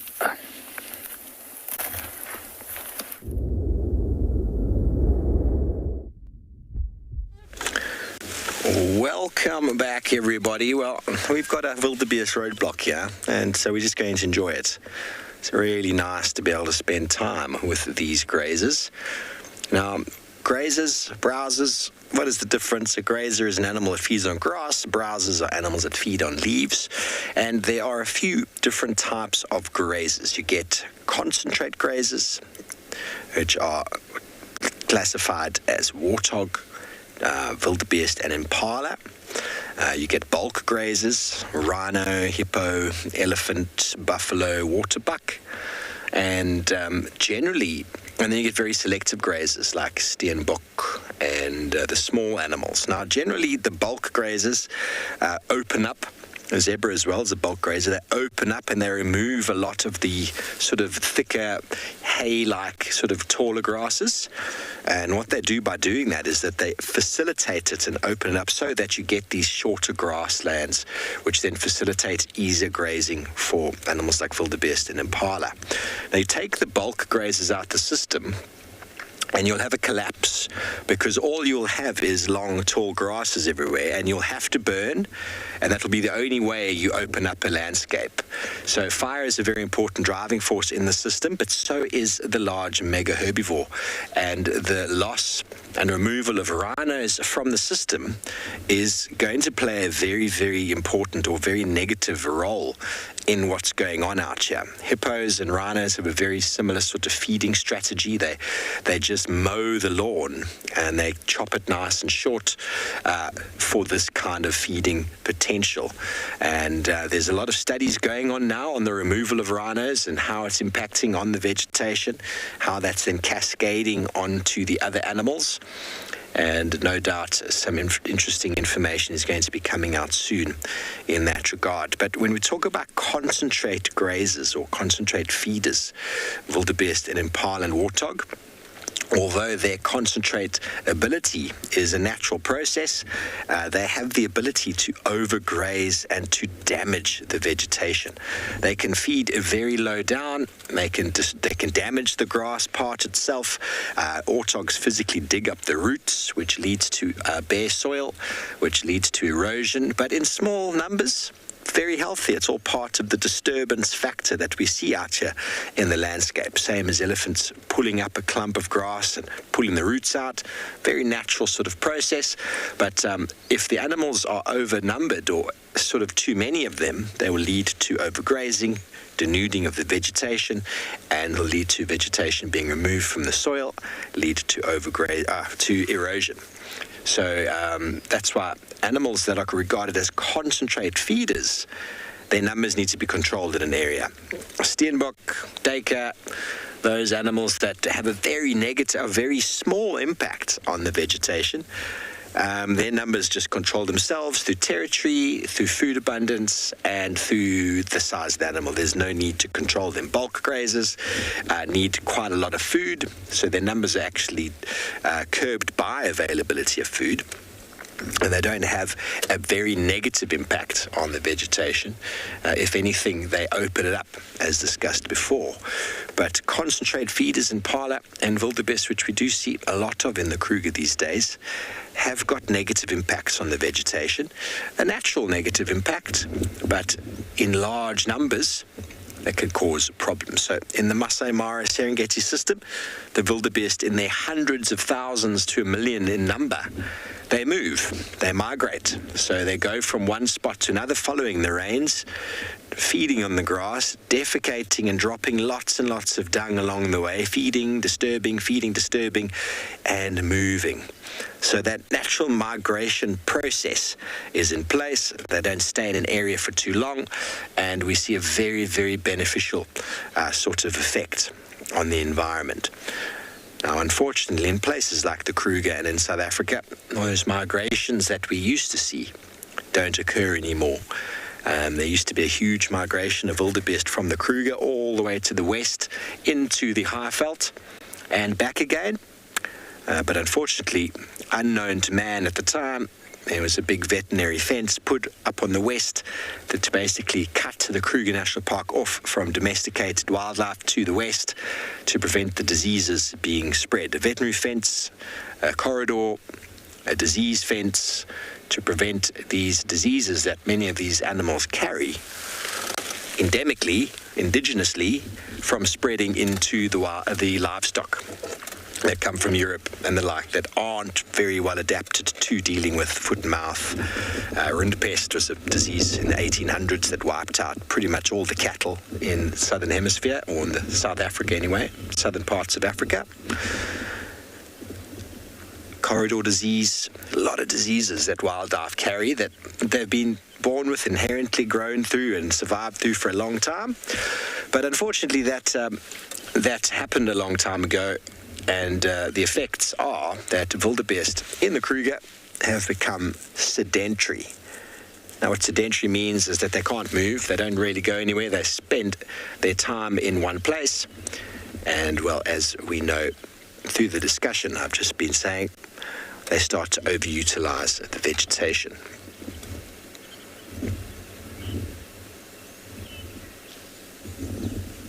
See how they move like sheep, nibbling all the best bits. They move in like a line, nibble, nibble, nibble, nibble, nibble. And then they get to the end of the line, they come back again, like a typewriter. And then as soon as that grass attempts to regrow again, they nibble it again and nibble it again. So if they were moving through here and then carrying on, the grass would recover. It would constantly be growing and recovering, and then only impact it again later on. But because these animals become sedentary, they will just keep using this area, keep grazing this area, grazing this area, grazing this area. And it starts to change the species diversity. It starts to change which plants themselves are dominant. Often you'll start finding unpalatable grasses growing close to water due to those overgrazing effects. Unpalatable means those grasses that aren't easily digested and animals tend to leave alone. And that's nature's way of saying, hang on, I'm going to hold on to the soil with this plant that tastes horrible and is not digested, and that is what I'm going to do. So when you do plant surveys and you go to a watering hole, the further away from the watering hole you go, the vegetation generally starts to change due to Mother Nature's way of protecting itself and its soil resources. Now, I can go on and on about that topic for days, but I will spare you with that for now.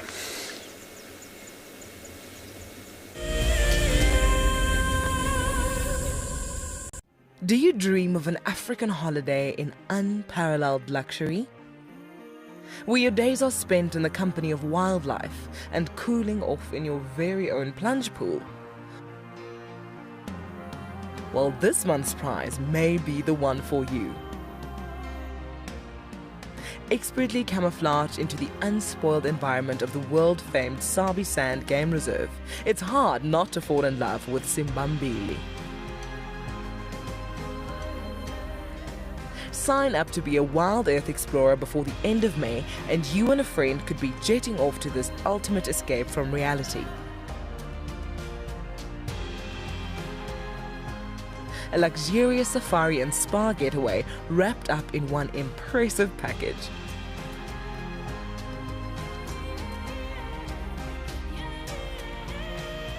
Wild Earth Explorers, it's in your nature. The Endangered Wildlife Trust fights at the forefront of conservation, across the vast Karoo and sweeping grasslands, in remote pockets of forest, along road networks, across African skies, and in communities to conserve our wildlife and wild spaces. Help us to protect forever, together. Donate now at ewt.org.za. It's a huge privilege to be in these incredible places with these amazing animals.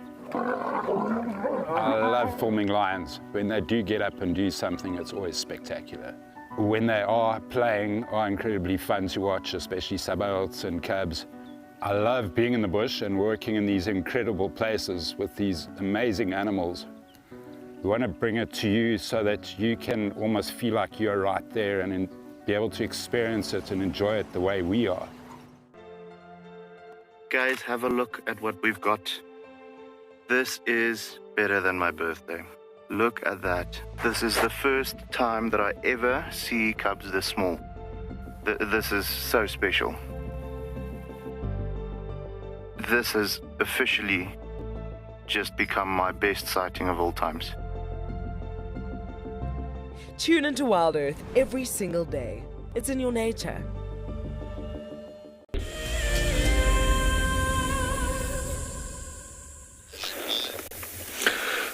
Welcome back, everybody. Look what we've been fortunate enough to find. It's a small group of elephants, and this one's just picked up its speed a little bit. Hopefully it's heading down to drink. I think we'll definitely try and follow. There was maybe 5 or 6 in this little group that we saw. That is the elephant walk. Okay, let me try and move forward. Look how she's lifting her head up there. Just chasing some impala. But how awesome, elephants. This track here. So there's, I'm just going to go forward a little bit. The others have come out on the left. Darby, nice start through the open there.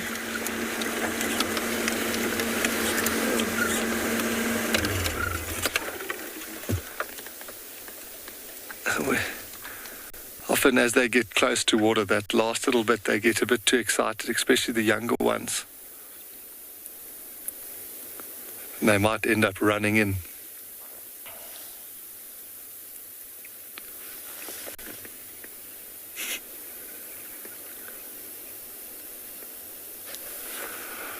Does it loop round this road, Darby? Kind of goes off to the right side. I don't know if this one.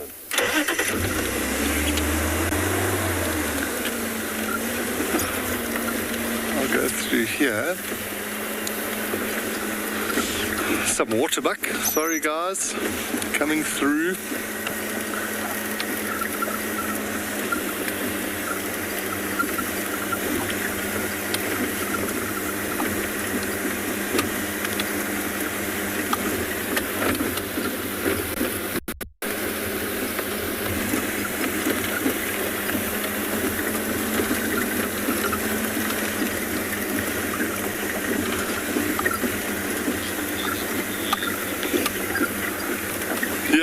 Even me, I'm so stoked to see elephants. I know Trish has been trying the last few days, but they've managed to give her the slip. So this small little is a welcome treat.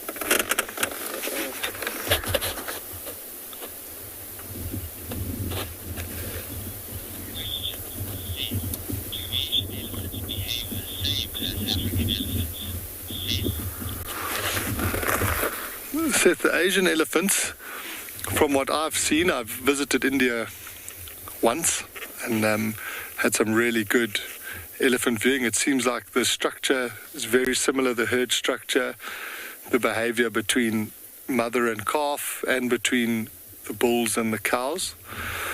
It seems very, very similar.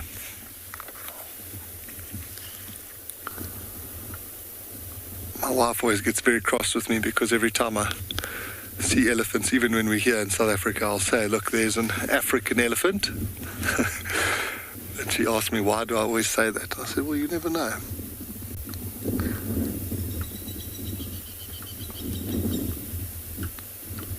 It's funny, I thought they were going to be running down to the water the way they started, but they've obviously found something there that's got their interest. I'm busy looking with binoculars to see what exactly it is they're picking up there.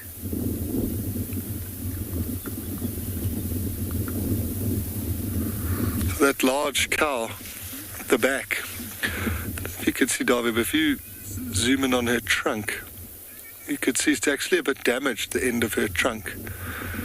It doesn't have the full tip. It might be from a snare, unfortunately, but it's an old wound. It looks healed, but you can see when she picks up her trunk, you can see the tip. It's not looking so normal there. It's amazing that the tool that they have there, that trunk. I have seen elephants with half of a trunk missing, but they're still able to feed themselves and survive.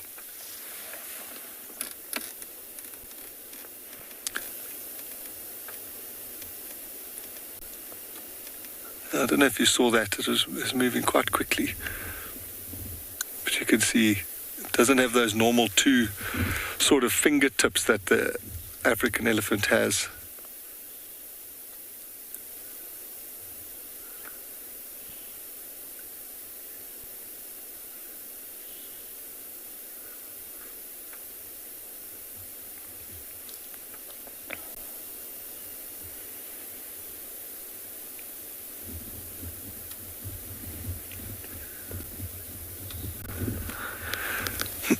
So she actually, just before we sort of came back to us, I had actually got off the vehicle to go and check for, there were some Franklin's or spur fowls alarm calling, and I was going to see what was happening, and then the elephant popped out. So she found us, and I'm so glad she did.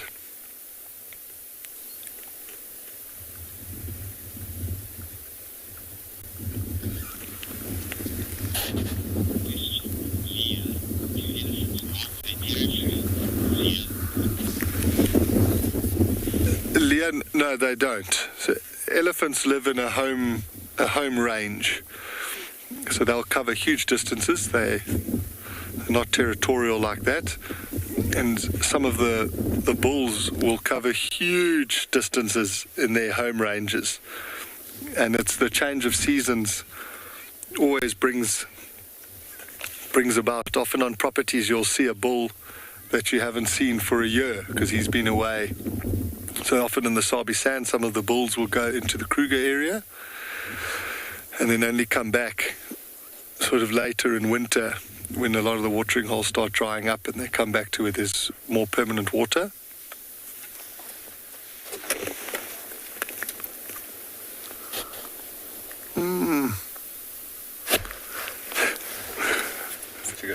No, it's far. I don't know if you'll get, there's a big crocodile on that island. Can you see it there? On the first sort of island? Yeah. On the right-hand side. Oh, that bush couldn't be more in the way. No. Sorry, everybody. I saw a crocodile on the bank there. But where we parked, we'll just stay up for now because these elephants are so relaxed and happy. I don't want to disturb them by trying to see a crocodile.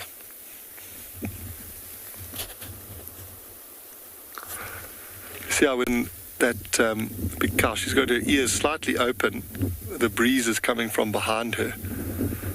So that would help cool her down. It's not too hot today, but a big animal like that might be a bit warmer than we are.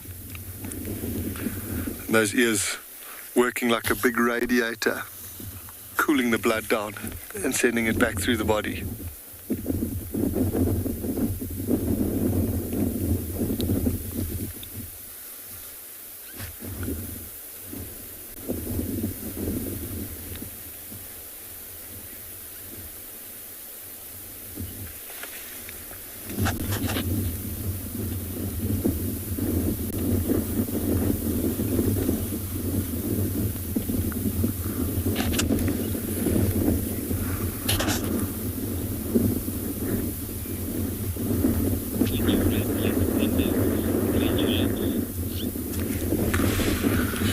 Sounds like Pinder's also found some grey giants. You can head off and see what they're up to.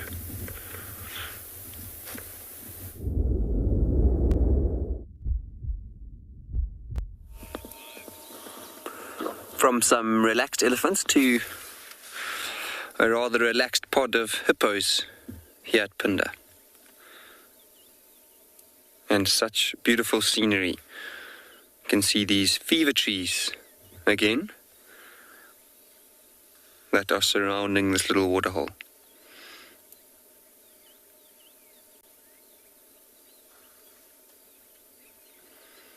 Notice how the hippos keep coming up and down.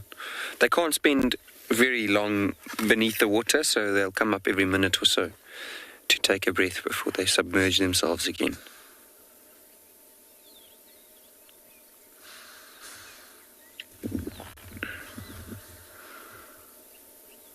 You'll often find fever trees around water sources as well, and it's one of the reasons why they are called fever trees is because of their proximity to water. When people first arrived in Africa, they were getting sick and getting fever, and they blamed it on the powdery substance that surrounds the bark of the fever trees. I think the color of the bark also made them look a little bit more ominous than what they really are. And the original settlers were actually getting malaria from the mosquitoes around the water and not the trees themselves.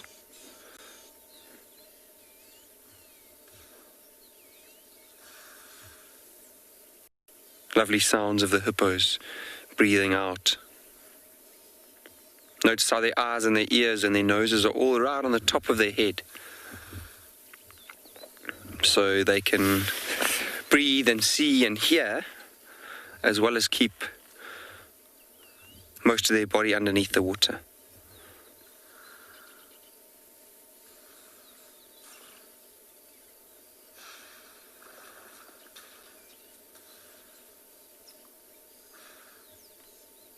You can see it's like a mixture of older hippos as well as younger ones here.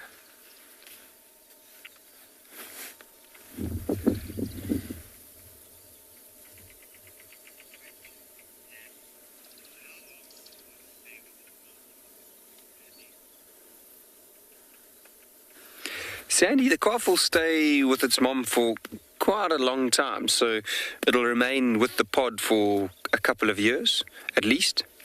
If it's a male, it would have to move off at some point.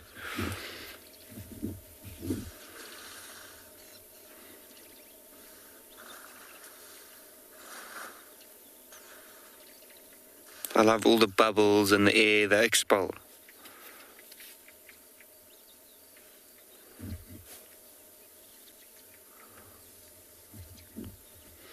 It's an interesting question as well, Sandy, because hippos actually suckle underneath the water, which is quite amazing. So you don't often get to see a hippo calf. Well, you'll see it for very brief moments in time. It'll come up, take a breath, and go under again. They're usually very, very shy.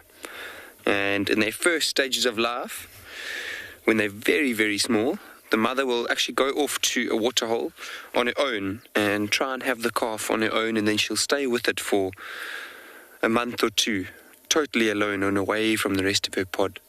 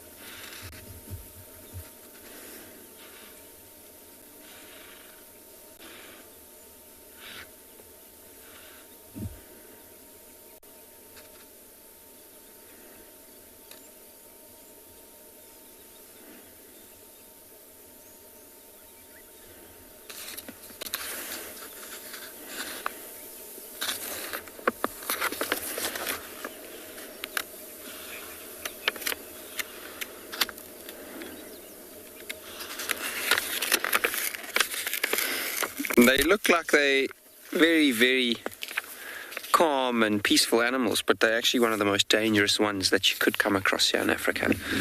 But while they're in the water, they feel very secure. As you can see here, they're very relaxed and seem to be doing what they would be doing as if we weren't here.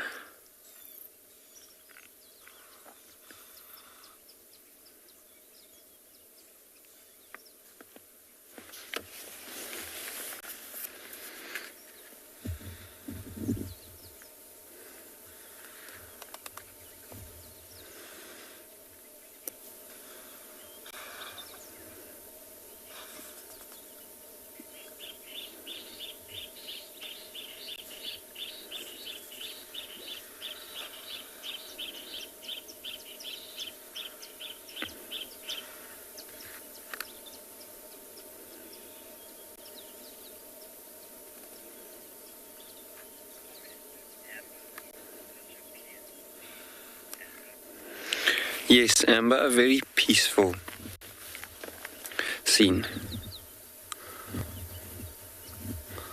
It's nice to be able to just sit and take it a little bit slower and enjoy what's right in front of you.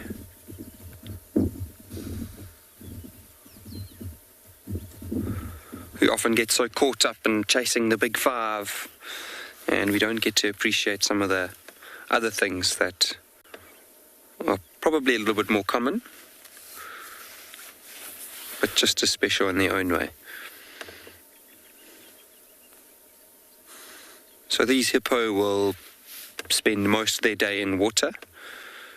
As it's starting to get colder, during the winter months, hippos can sometimes be seen in the day lounging around close to water because the water temperature gets a little bit colder, so they'll go and bask in the sun. And at night is when they'll travel to go and eat. They are selective feeders. They'll look for certain species of grass which they know to be quite nutritious, and they'll feed on those. But like I was saying earlier, in the hotter months of the year, you won't really see them outside water during the day ever. You can imagine they've got they've got very thick skin and a lot of fat reserves around their body. So it must be difficult for them to stay cool in the summer months. And that'll probably be a reason why they don't lie out in the sun very often. I mentioned how their noses and their eyes and their ears are right on the top of their head. And that allows them to stay underneath the water, and it also protects them from the sun in the summer months. So they don't have to expose any of their body. When one does come up, you'll probably notice they have like reddish skin around their eyes and ears on their head.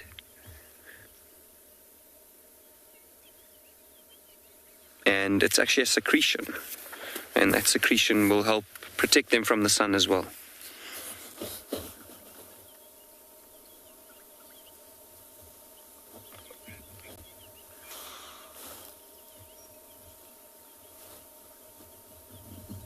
Wow, what a wonderful scene. We're going to keep moving and we'll send you over to Proudlands.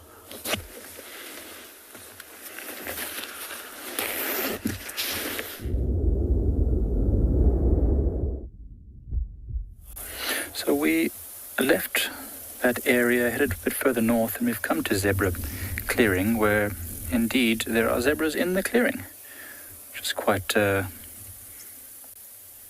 nice of them to have sat there for us. See, they're all looking across towards the road. There's a vehicle currently driving past. The zebras are quite interested, happily more interested in them than us. No, never mind. We were trying to sneak up on them, but zebras are one of the most alert of all the animals. They seem to be able to spot danger from a mile away, way before any of the others did. There are also some impala and warthogs in the clearing, which were oblivious to us until the zebras sort of started to move and become a little bit sort of nervous, but they seem to be calming down now, moving generally slowly towards the drainage line where they're probably going to feed and shelter from the sun. It's already getting very warm. It's, I think, approaching 9 o'clock now.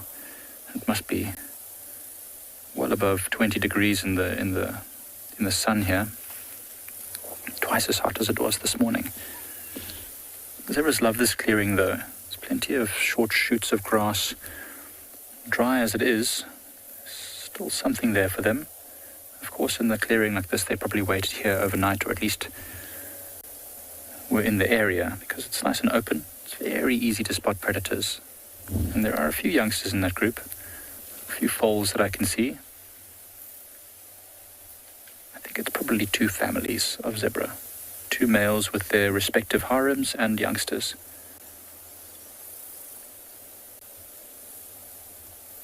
Now, all together moving away, you can see now, especially at this distance with the camera, how those stripes can blend into each other as they move.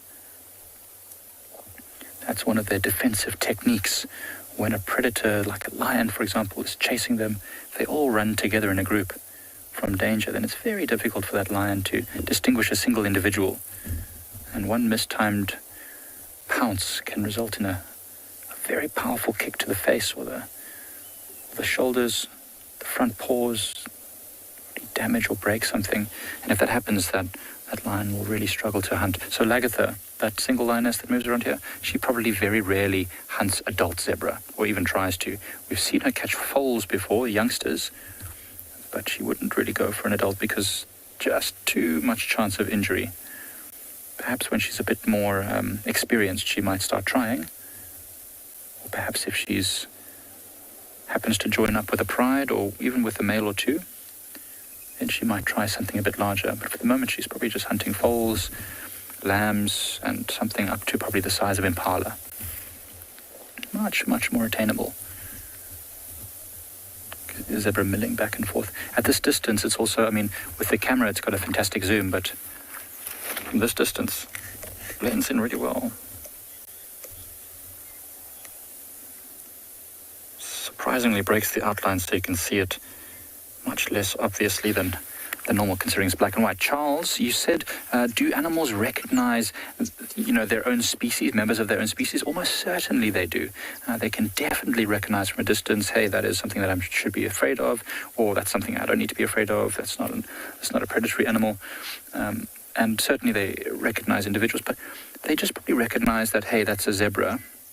I don't know if until they get a bit closer, they would know that it was a specific zebra. I know that if you look at that zebra standing with its side to us, I think that's probably a male, that's probably a stallion, but on the shoulder there's this triangular pattern, and it's very unique. Every single zebra has its own stripes, just like fingerprints, and the youngsters tend to imprint on the mother. And so I think from a distance, as long as the foal could see the pattern on the shoulder there, it would know, oh, that's my mum or whatever.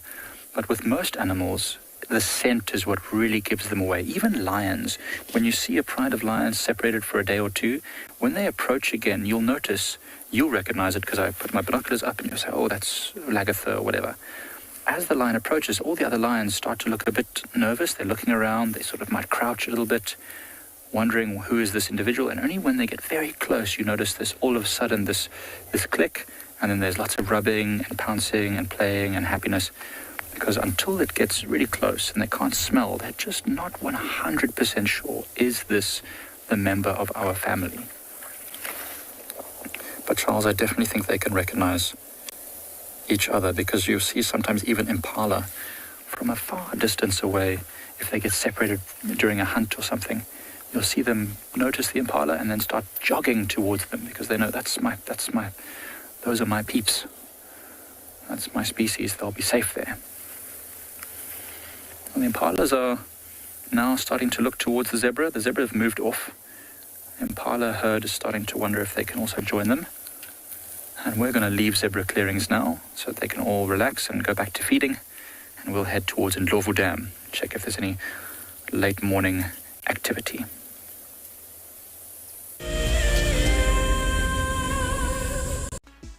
We have received our second batch of name plaques, which is super exciting. And Marcel is busy mounting them as we speak. For those of you that don't know, we are offering the opportunity for Wild Earth explorers to get their names engraved on a plaque like this. Once your name is on the plaque, it will then be attached onto the vehicle. Marcel, what are you up to? I'm busy mounting plaques on Trusty Rusty. This means that even though you're at home watching this, it'll still feel as though you're on the vehicle with us as we bumble about the bush. This means that V&A, Prajash, Melanie Greenwood, Linda J. Poley and Stephen Humbert will be riding along with us as we bumble through the bush, even though you're watching it from home. Now that the name plaques are on the back of the vehicle, it's time for us to head out and go and see what we can find.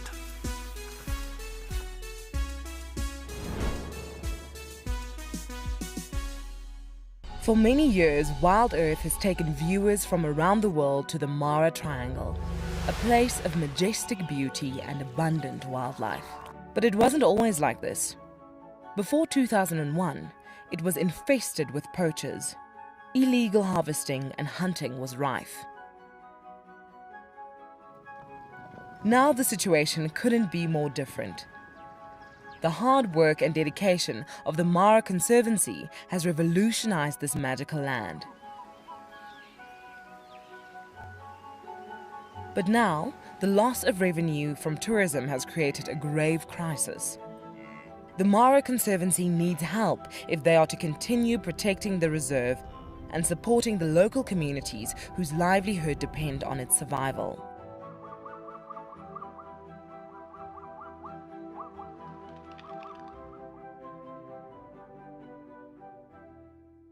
My name is Steve, and one of my favorite things at Wild Earth is getting questions from you. The type of questions that I really like are those ones that really help us to unpack and understand and really integrate the ecological knowledge and fully appreciate the importance that animals such as these Cape buffalo bring to the ecosystem. If you want to ask a question on Wild Earth, you're going to have to register on the website. But once registered, just head on over to the live safari page and enter your question under the live feed.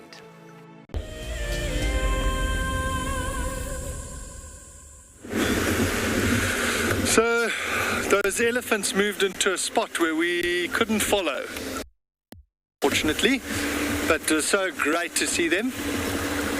We've decided to go and bumble towards another watering hole, Buffalo Hook Dam, go see what action we have there. But it's always nice to just bumble. We got the run around earlier from those leopard tracks, kind of led us in a big circle. When that happens, I don't know, you get the feeling that they're playing games with you. We had that awesome treat with the elephants. And so now we're just going to take it nice and slow towards Buffalo's Hook Dam and see what we see there.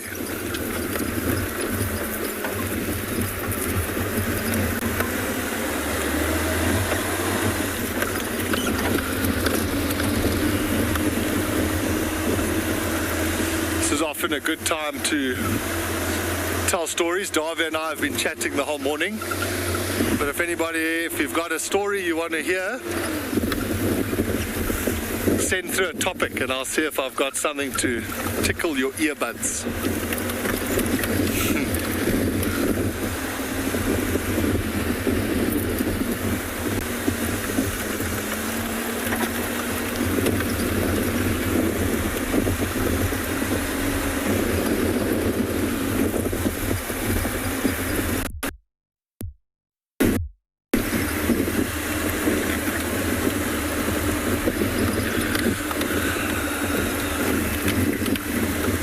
The sun's warming up nicely.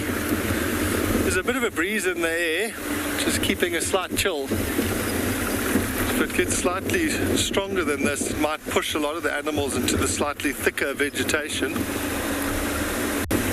Could make our lives a bit more difficult. We're going to head over to Mike at Pridelands, see what he's up to.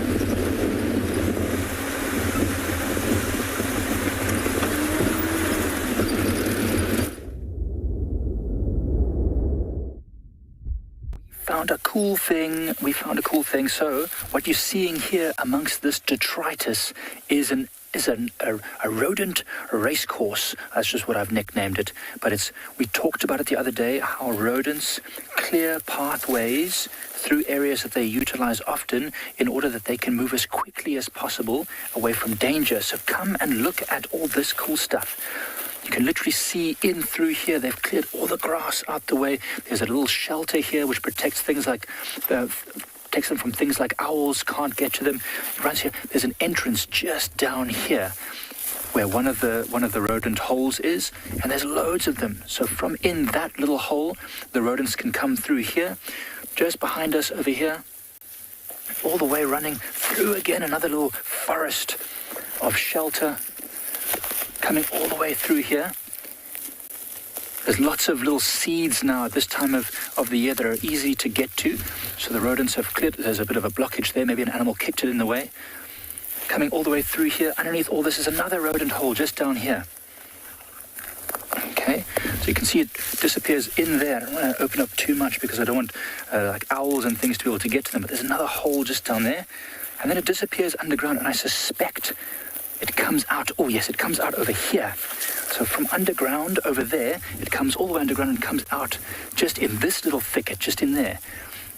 And from there, there's a really awesome view of where it goes. So from there, it runs all the way along here, and then it splits Okay, so there's a junction. There's one hole over there, and this one comes all the way through this side. It looks like a Formula One racetrack.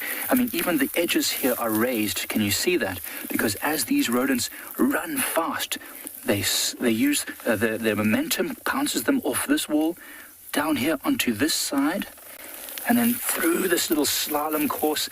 There's another hole just in over there, and then finally ending up over here on the final straight. All the way through here, a little slalom there, a little raised side here, very quick turn, and then into the burrow just over there. So rodents make these things, and this one is a very good one because it goes directly underneath the stump of whatever it was, a russet bush willow, red bush willow. But you can really see that they've made an extensive network of pathways. This must be a new entrance because there's no real pathway here outside of this one. It's maybe just been made as an escape hatch in case something was chasing it. And these are super essential, super important, because without this clear raceway, this rodent run they call it, it would be very easy for them to get hooked up on twigs and sticks and all sorts of other little things, and then allow things like jackals, African wildcats, civets, genets, they're really on the menu for almost everything, even owls, for example. And it's great. This takes a long time to build, so there must be a lot of rodent activity here. It's not just one rodent or two. There are probably hundreds of them that live in this particular area. I mean, everywhere I look, I see new pathways. I'd love to be able to do like an aerial view and see how extensive this is. I mean, it's as well organized as any city-planned traffic routes. I mean, I can really see how clearly they've created them all over here. And I would love to, there's actually a stone on the middle of that one over there, is a quartzite rock. I'd love to maybe come back in a couple of days and see if the mouse has moved that little quartzite rock off the pathway. It must have moved there maybe when we were walking, we kicked it in there. So it'll be very interesting to see how they change it, how they improve it. But these are the kind of things we always think of elephants as ecosystem engineers. But it's not only elephants. And it is fascinating. It's incredibly intricate when you get down at ground level to see all these little pathways going everywhere. I mean, as I was saying, we always think, Anna, of elephants being ecosystem engineers. And on a grand scale, they are the biggest engineers of the environment, changing whole things, creating whole microhabitats for small animals. But on a small scale, on a microhabitat level, mouse like this can also have a huge change or benefit or impact on an environment, because it's not just mice that will use this now. Many animals will use these pathways. Even can create a water flow channel in a big area like this that's fairly flat but with a gentle slope.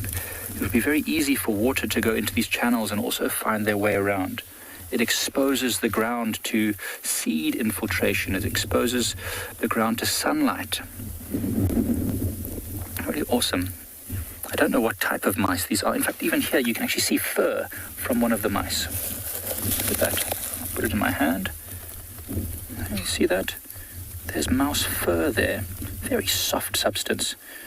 So it's some sort of mouse which has grey and slightly brownish fur. Don't know what type. That's very interesting, but I love it. I love this kind of stuff, and I hope you're enjoying it as well. We're going to send you over to John T whilst we make our way to Ndlovu Dam.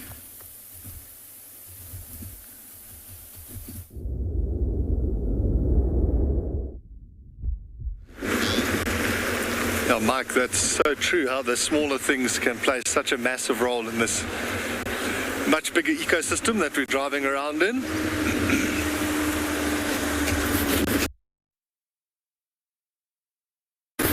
So we've just turned down. We're still heading towards Buffelshoek. We had a brief visual of one single buffalo bull that sort of ran across our path. It was too fast for us to get a proper view of. It just sparked off some conversation between Avi and I about those old buffalo bulls, how they can be quite grumpy fellows. Mike at Pridelands better be on his toes walking around there.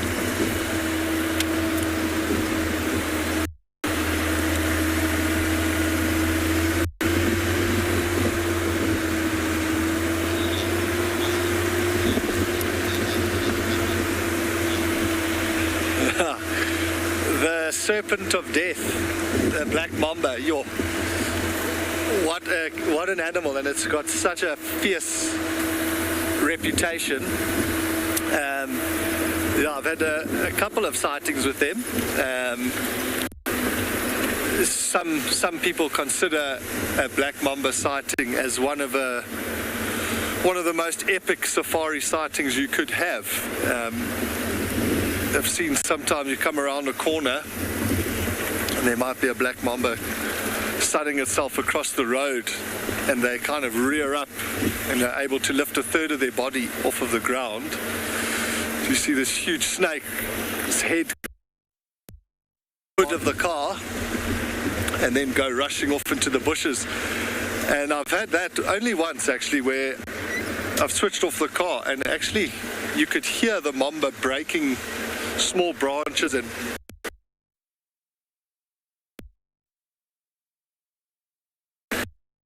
it's quite but when I was doing my training, so you have to get assessed obviously on the vehicle, and then you also get your walking qualification.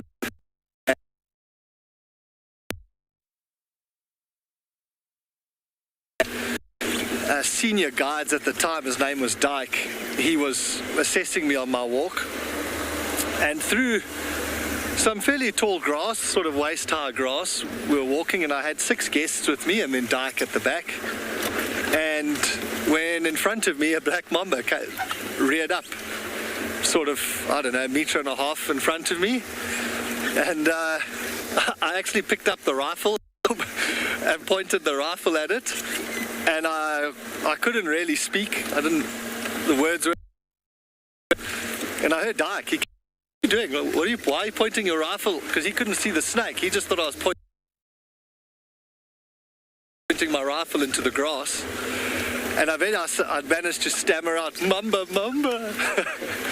And Dyke just said to me, "Just stand dead still." And he backed away slowly with the guests. And the Mamba just stayed, and it did open its mouth, showing me that black mouth. Once Dyke had got sort of, I don't know, he was maybe 10 or 15 meters further back, the snake then slowly disappeared back into the grass, which is actually even more terrifying because now I couldn't see it.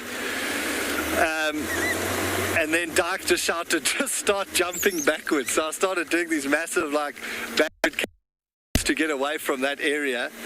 And I got back to Dyke, and we could just hear it going away in the opposite direction, which was a big sigh of relief. I mean, they've got such a huge reputation, those snakes, for being very aggressive, but like all snakes, they actually just want to be left alone and get away from us. So we're here at Buffelshoek Dam. We're just going to spend a bit of time here, and you're going to head over to Steve.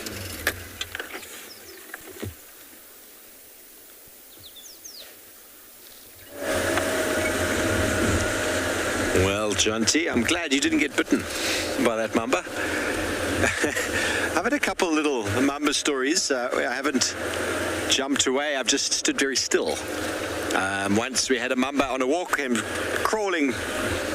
Do they crawl? Slithering directly towards us on the walk, and I just did the freeze for everybody.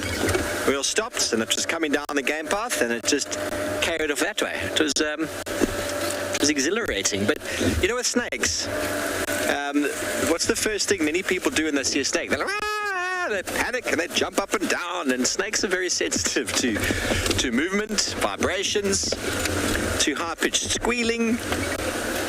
So the best thing you can do if you see a snake is just pretend you're a tree. I remember once down in the garden route, I was standing in the garden of my friend's house looking up at the stars on the grass. It was nice and damp, dewy evening, and I felt something slither over my foot. And instead of kicking away at it, I just stood there and let it slither past. And I don't know what snake it was, but it didn't see me as a threat because I didn't kick at it. So what we do, we instinctively kick, and the snake is being attacked. They're very defensive. Can you imagine this is your head? You got this long body of vulnerability. I'd also be a little bit angry with everybody. Anything moves too quickly, it's a bit of a threat. Get your pose up. The only way they defend themselves is to bite. So, yeah. Snake stories. Anyway, everybody, we followed the tracks to Ghana. They've gone into this block. They're heading north. They haven't come out. So I'm just driving very slowly on the northern side to see if I can either see him, smell him, or see a track. Now, the only reason I know it's Tingana is because the dam cam said so. Definitely male leopard track that we're following. And he does like this area. He's sort of be bouncing between Simbambili, Arathusa, and Juma and Bavusuk. I was blessed to see him quite a few times when I was last year. I think 5 drives in a row.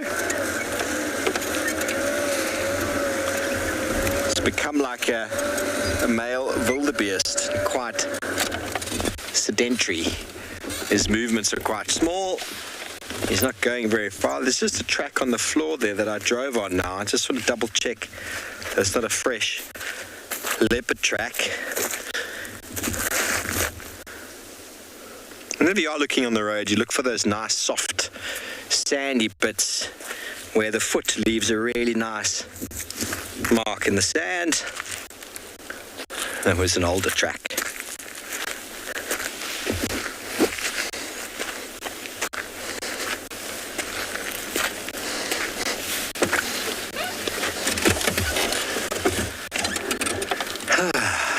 Nice deep breaths in the morning. A wonderful day.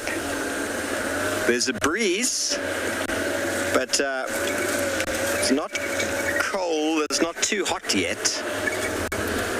Don't know what the weather's going to do. There's a bit of a front forming there now in the west.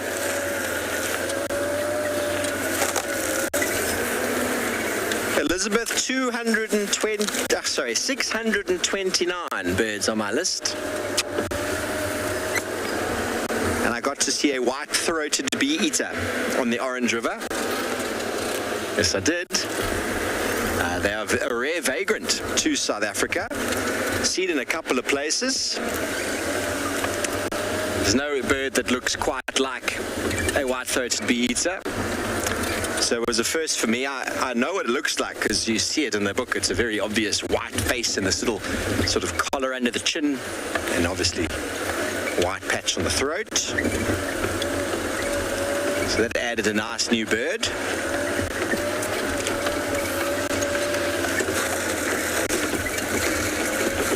Also spent some time at Nailsflay. Got some. I didn't get a new bird at Nailsflay, but lots of aquatics. Great white-back pelican. White-back pelican. Yellow storks. Some jacanas, crakes, teals, both Hottentot and red-billed, which was very cool. Never been to Nailsflay, everybody. It's a wonderful place to go to. Gets a bit cold this time of year, and a lot of the sort of migratory waders will have left, but there's still plenty of water. Fish eagles. I was looking for a slatty heron, which I didn't get. That'll be a new one for me. Got lots of squackos. No bitterns that I could tell, but lots of beautiful aquatic riverine or rank vegetation habitat. It's a wetland. Ramsar site, it's protected for birds. I'm going to be up in Pafuri end of next month on my first sort of cooperative trail in Pafuri, which I'm quite excited about. 5 nights in Pafuri. It's going to be magical. Okay, well, we're going to carry on down here, see if we can see any signs of Tingana. Send you back over to Jonty.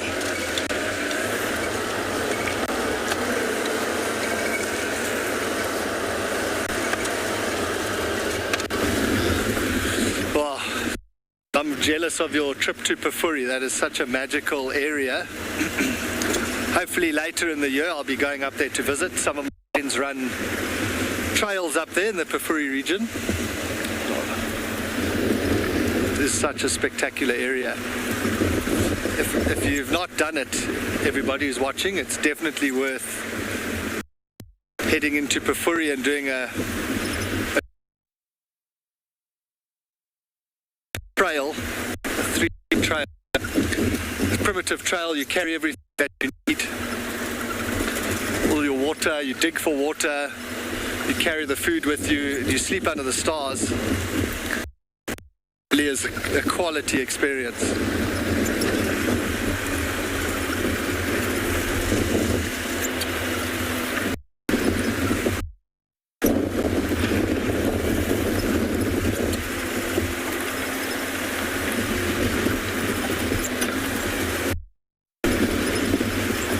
You might even bump into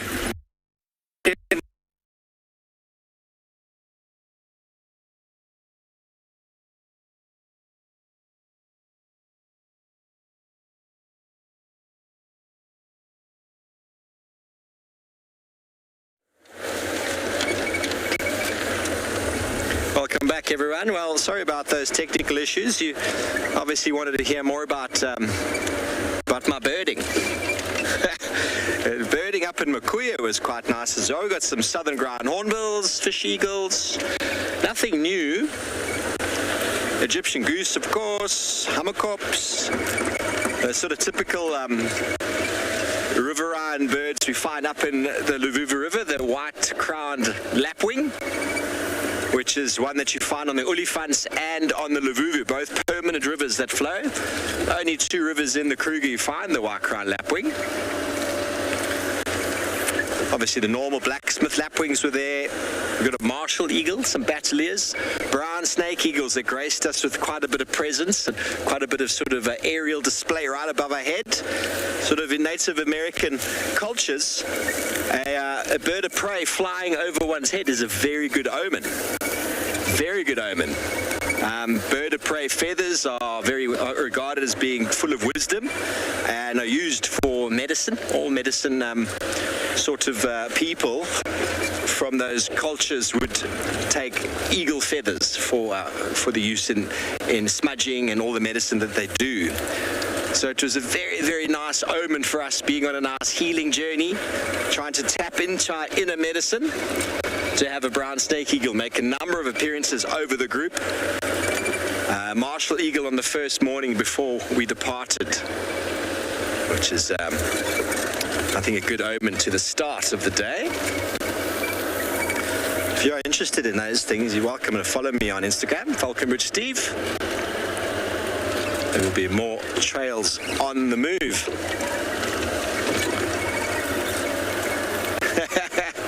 Jerome, it's just a personal thing.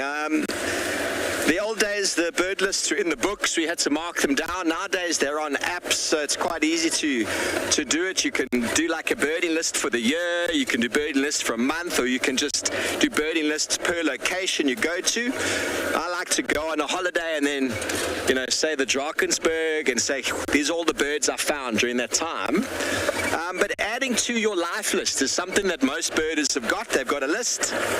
There's over 900 birds in South Africa, Southern Africa, that can be seen. I'm hoping to. I don't know if I'm going to be able to afford it, but there's a Marion Island trip in January, February, which is there and back, Cape Town, Marion Island, or Durban, back to Cape Town, Marion Island. A 7-night or 5-night trip, going to look at all the pelagic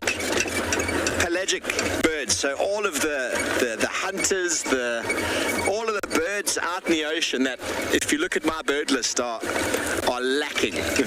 Jaegers and petrels and seagulls and albatrosses. Many of those bird species will be not only viewed with binoculars, but probably photographed if I do get myself on that boat. But we'll see. We'll see. There's lots of things to figure out before that time comes. We're birding, everybody. It's a hobby, and it becomes a little bit of an addiction because it's so much fun to go out there with a pair of good binoculars and watch some birds.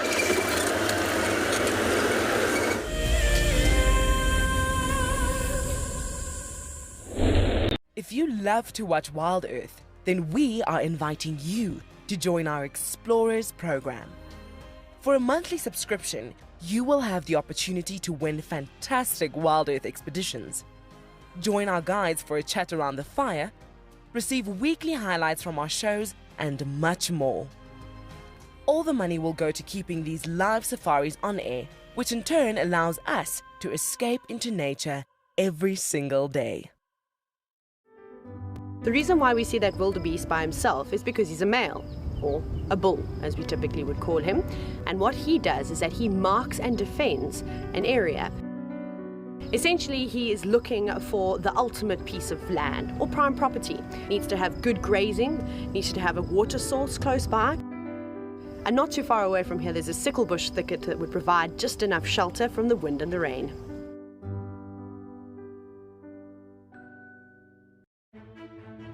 Hi everyone, my name's Daniel Fisher and I'm going to be your guide this afternoon. I'm looking really forward to taking you through and showing you all the beautiful places here at and beyond Ngala. If you have any questions, please register on our website. Once registered, go to the live page feed and post your questions underneath the live feed. Join me on my next safari through and beyond Ngala on Wild Earth. Send me live questions through the Wild Earth website and I'll answer them live from the African bush. Look at this, the little one is up and about. Certainly hasn't had enough milk at this age. No amount of milk is enough. Oh, Corky. Too sweet. Oh, look at this.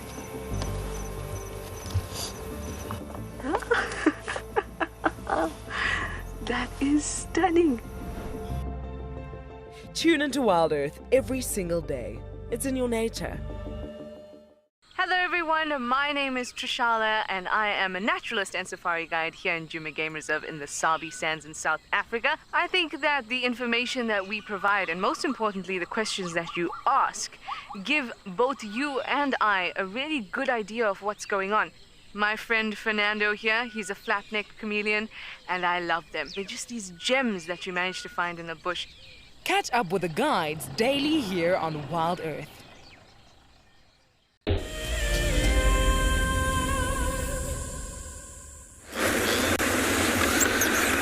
Hello everyone. The Davi and I have started pointing our noses back towards home. Our stomachs have started grumbling. Luckily I had some rusks this morning, otherwise I might have fallen out of the side of the car already.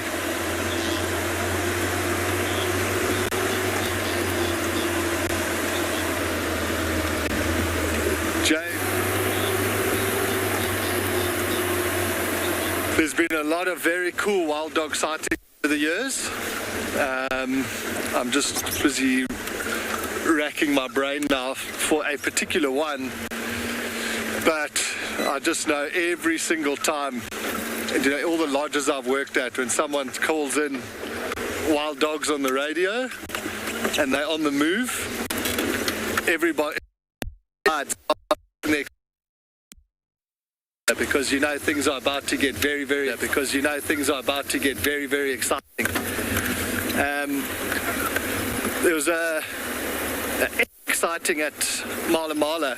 I got there just after the sort of crux of it happened, but wild dogs chased a bushbuck into a small mud wallow. which contained a hippo. And the hippo initially started chasing the dogs away, and everybody thought, oh wow, that's cool, it's protecting the bushbuck. And then eventually the hippo turned around and actually grabbed the bushbuck and tossed it around and threw it out of the mud wallow. So it was actually just being a selfish hippo. And then the dogs grabbed the bushbuck that had been mortally wounded by the hippo. And that was quite outrageous.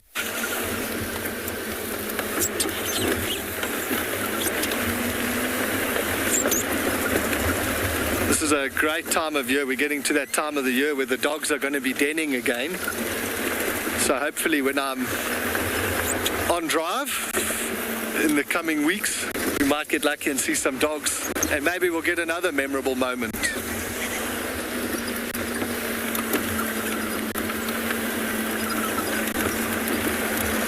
But that is tough. I mean, seeing puppies at a den is always amazing. When the adults come back and regurgitate food for the puppies to eat, it's a really, really cool moment to see. Those have always been special, and I love it.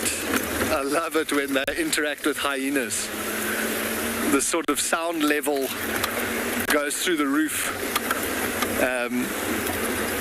I did post a clip on Instagram of hyenas and wild dogs having an interaction, and the sounds that are coming out of the hyena is amazing. I love the sounds. And the dogs nipping at their bums.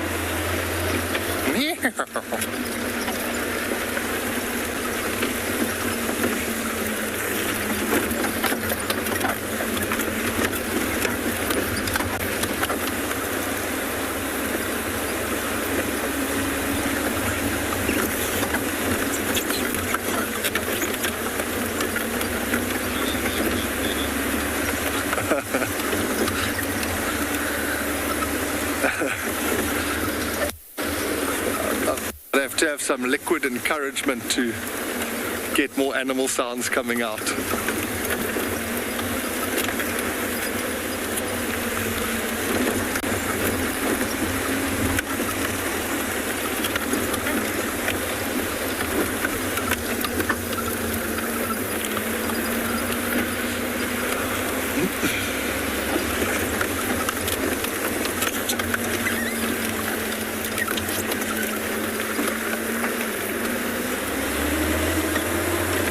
Coming back, we'll have one last look. I think the area is called Quarantine.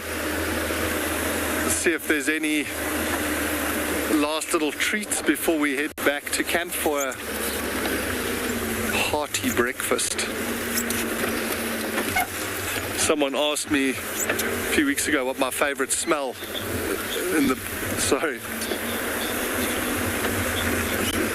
Jerome, they are one of them, definitely. I always struggle to pick one, but wild dogs are definitely right up on the list just for creating chaos and pandemonium. I really do enjoy watching them. Now, someone asked me the other day what my favorite smell on safari is, and I answered the smell of cooking bacon at a bush breakfast. When you're walking towards a bush breakfast and they have that smell of bacon cooking, tomatoes frying, that is an unbelievable smell. I'm actually salivating now. I don't know why I thought of that.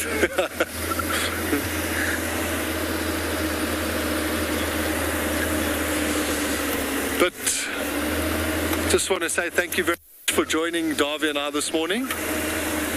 That was a really cool bit of exploring. I'm so glad we got to see those elephants and just exploring a new territory. I hope you go on to have a wonderful day today. And just stay positive and keep dominating whatever it is you're doing. And we will be back this afternoon for another live safari. Like I say, we're just going to finish with this beautiful impala. He looks like he's about to chill.